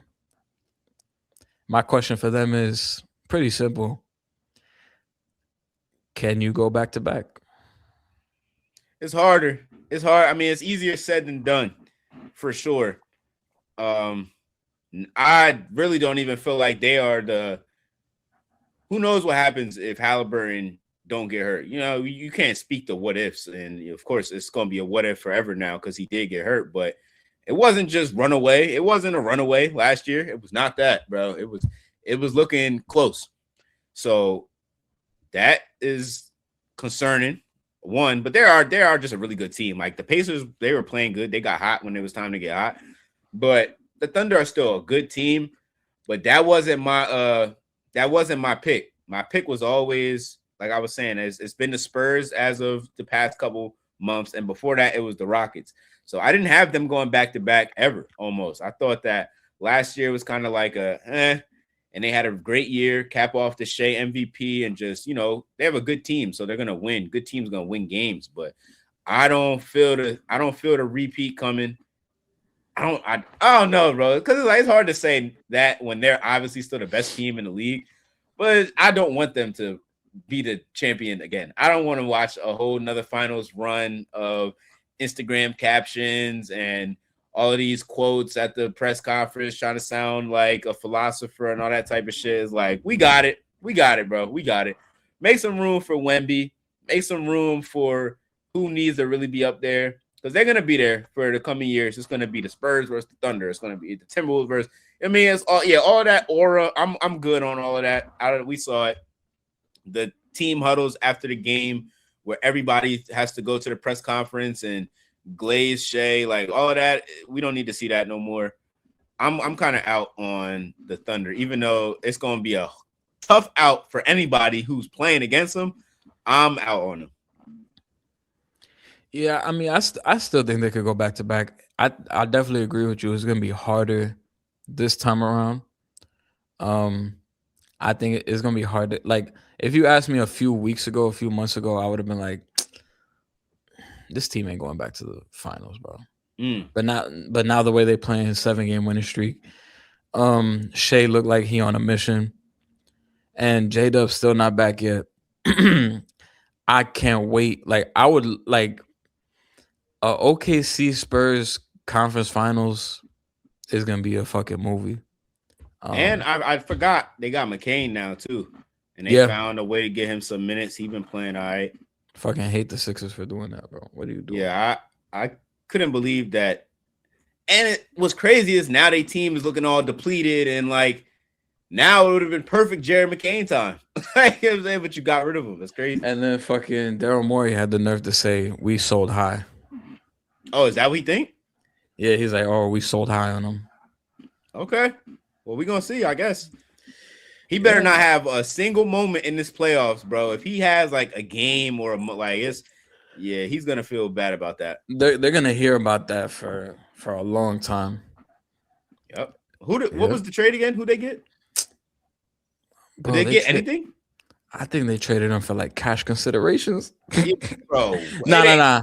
I think it was like a 2nd-round pick and cash considerations. Bro, he was like about to be rookie of the year. He was in like, I don't know, but he looked promising. And just to give him away, just because for what? Like, because you think that VJ and Maxey gonna hold it down? But it's the same thing that you was just saying about the 3-guard lineup. And like, why are you running from that when you can just continuously alternate? You know what I mean? Maybe they was Yeah. getting out in front of it because you're gonna have to pay him eventually. But I don't know. I mean, he's only in year 2. You don't gotta pay him till like year 4. Yeah, so they still have some time. So They that had just some don't make no time. sense. Having Make 3 sense to guards me. like that's a luxury. And it's unfair too, the timing, because he was coming back from injury. Yeah. And I guess they wasn't patient. But fuck Now it. you stuck with campaign. Yeah. Now you had to go get campaign. What do you think? What is your current finals matchup looking like? Current. As of right now, I don't think the Knicks are going to the finals. Damn. I don't. As of right now, I would think probably Boston? I think I would pick the Spurs and the Celtics as of right now. Okay.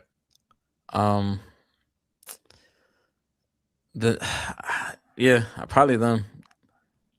The Knicks Can't even be mad at it. The Knicks be having too many moments, bro, where it's like they look real good and then they look fucking suspect. Hot and cold. Yeah. And it's just, I don't know. I mean, at least this year they've beaten like the good teams, but still, like I'm excited to see it though. We beat the Nuggets twice. I think we beat the Celtics twice this year. We haven't played. I'm telling you, they got the Nuggets number, bro. I was watching that game. Yeah, we do. They got their number. It's what's it called?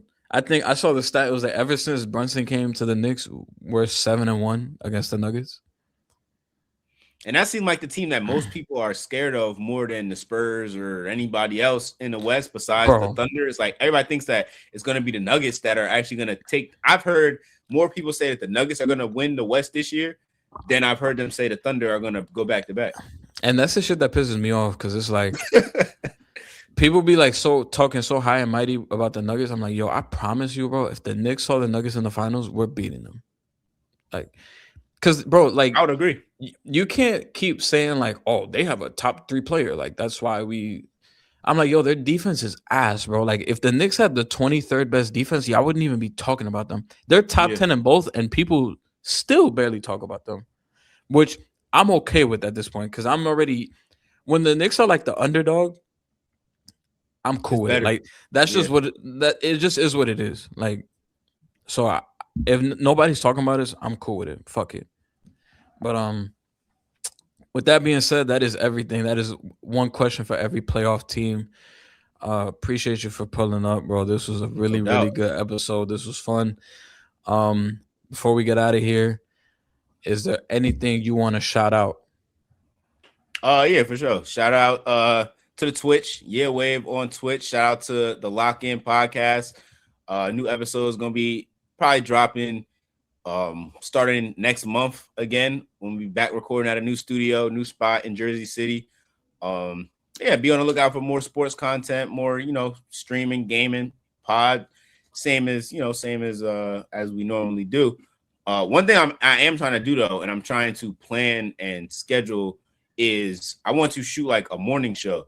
So like almost kind of like a first take or like a Get Up Sports Center type show where we pretty much just run through the sports. We might not do like the nightly stuff because I kind of want it to be like an evergreen episode. So it might go over like, is KD better than whatever? You know what I mean? Like you might just hit on some points like that, but I want it to look like a sports morning show. And that is going to be something that I kind of want to start doing more and more. And I want to get people on there, different people to talk, just talk sports with. What do we think? What do we not think? So if you would be interested in that, you definitely somebody that I would be reaching out to be like, yo, pull up and, let's figure this thing out. I got like the good studio set up. It's in Philly, but it's still in the works right now. But that is something that is like one of my goals for this year is to put out and to produce and start, getting more of those. But yeah, that's pretty much it, bro. Just, staying working, staying busy. Definitely be looking forward to that. I'll definitely be down for that. Will we be seeing you on Clash again? I hope so, bro. I don't know what they're doing now. I saw that they moving not moving, but like they filming in Miami for some stuff now. So I don't know if they moving from New York. But most of the time when they up in New York, I'm pulling up. But I've done like I think I've done 5 of them now, so I've done like a decent amount of them. I have a pretty good relationship with all the people that are up there though. So if they reach out like, yo, we about to do another one, I will for sure be up there pulling up. But I love those videos, man. Those are mad Yeah, I love watching them. They actually DM me about pulling up, but I reached out to them. I gave them my email, but I didn't hear back from them. Mhm. But at the same time, I'm like, it really depends on the topic too, though. That's a fact. They asked me to do 'Cause the Kyrie one too. I was like, I can't do that one. I'm sorry. I ain't gonna be able to do it. I can't hate on because Kyrie. I'm not doing because it. it's like for some it's like it's tough for me to even like hate on somebody. I think the NBA trivia one, I Mhm. think I could have won that Yeah. if I was on that one. Those look more fun to me than Yeah, the Clash like hater type of thing. Like I would yeah, love to just do random trivia about some yeah. shit like that. Like that's If the it type was of shit I know. if it's NBA trivia, I'm on that. Hater, I would really have to like hate a player for me to like. I can't just hit like I can't just go up there and hate on like Luca or some shit. I just don't hate him that much. Like That's my whole thing would be like, all right, I gotta figure out, okay, how can I just turn it on real quick? Because in all actuality, I'm a Dallas Mavericks fan. So, like, I was supporting the shit out of Luca. Like, even when everybody was talking about the lack of defense and everything, but it's like, but I'm hearing all the criticisms, of course. So if it's time to flip the switch, I'm gonna just flip the switch. And then they like, yo, do you have a Mavericks jersey? And I'm like, nah, I don't. And they're like, well, we got this Luca one right here. You want to just wear that? And I'm like, yeah, that'll be perfect. Because I'm just thinking about like, what can I do? Like just to throw the engagement off. And then now I got all the comments like, you're literally wearing the jersey. How can you be da da da? I was like, yeah, whatever. Fuck him. I think the only player I could literally like hate on, like if I got the opportunity, would be like Vince Carter. Vince Carter? Yeah. With Vince Carter, I feel like Vince Carter is the most liked NBA player by everybody. Yeah, but I mean, yeah, I don't have a like fucking personal issue, but like I really like strongly feel like he shouldn't have been a Hall of Famer. Okay. Yeah. And like overrated a little bit. Yeah, and I feel like I could make that argument like pretty well. For sure. So that's like the one thing where I'm like, and I feel strongly about that. So like if that was something, I would definitely go up there. I've been seeing, bro, what I've literally I saw somebody just make one. They took their whole like swag almost. And one I seen Overtime start doing it. And now they're doing this little, I think it's called like Lunchbox or something that they doing. But then I saw somebody else do it like on the music thing. And they're not a sports, they're not a sports network at all. But they did one Drake fan versus 10 Kendrick fans or something like that. I saw that. But it was the same premise. But like I'm like, oh, so now people about to start biting this and about to just start doing their own little versions of that. It was with Jay Roebuck, yeah. Yep. Yeah. Shout out to him. I'm trying to get him on here. Word. We've been in communication, but he's a dope creator. Shout out to him. I did see that though. That shit was fire. Hopefully if they start doing it for music, yeah, if they do it for music, me in. Yeah, bro. If they do it for music, that's gonna be fire. But I'm gonna let you get out of here. Appreciate you for pulling up. If you guys are listening on audio, please give us 5 stars. Please like. If you're watching on YouTube, please like, comment, subscribe. Follow on TikTok at the JV Podcast. Follow on Instagram at the JV Podcast 1.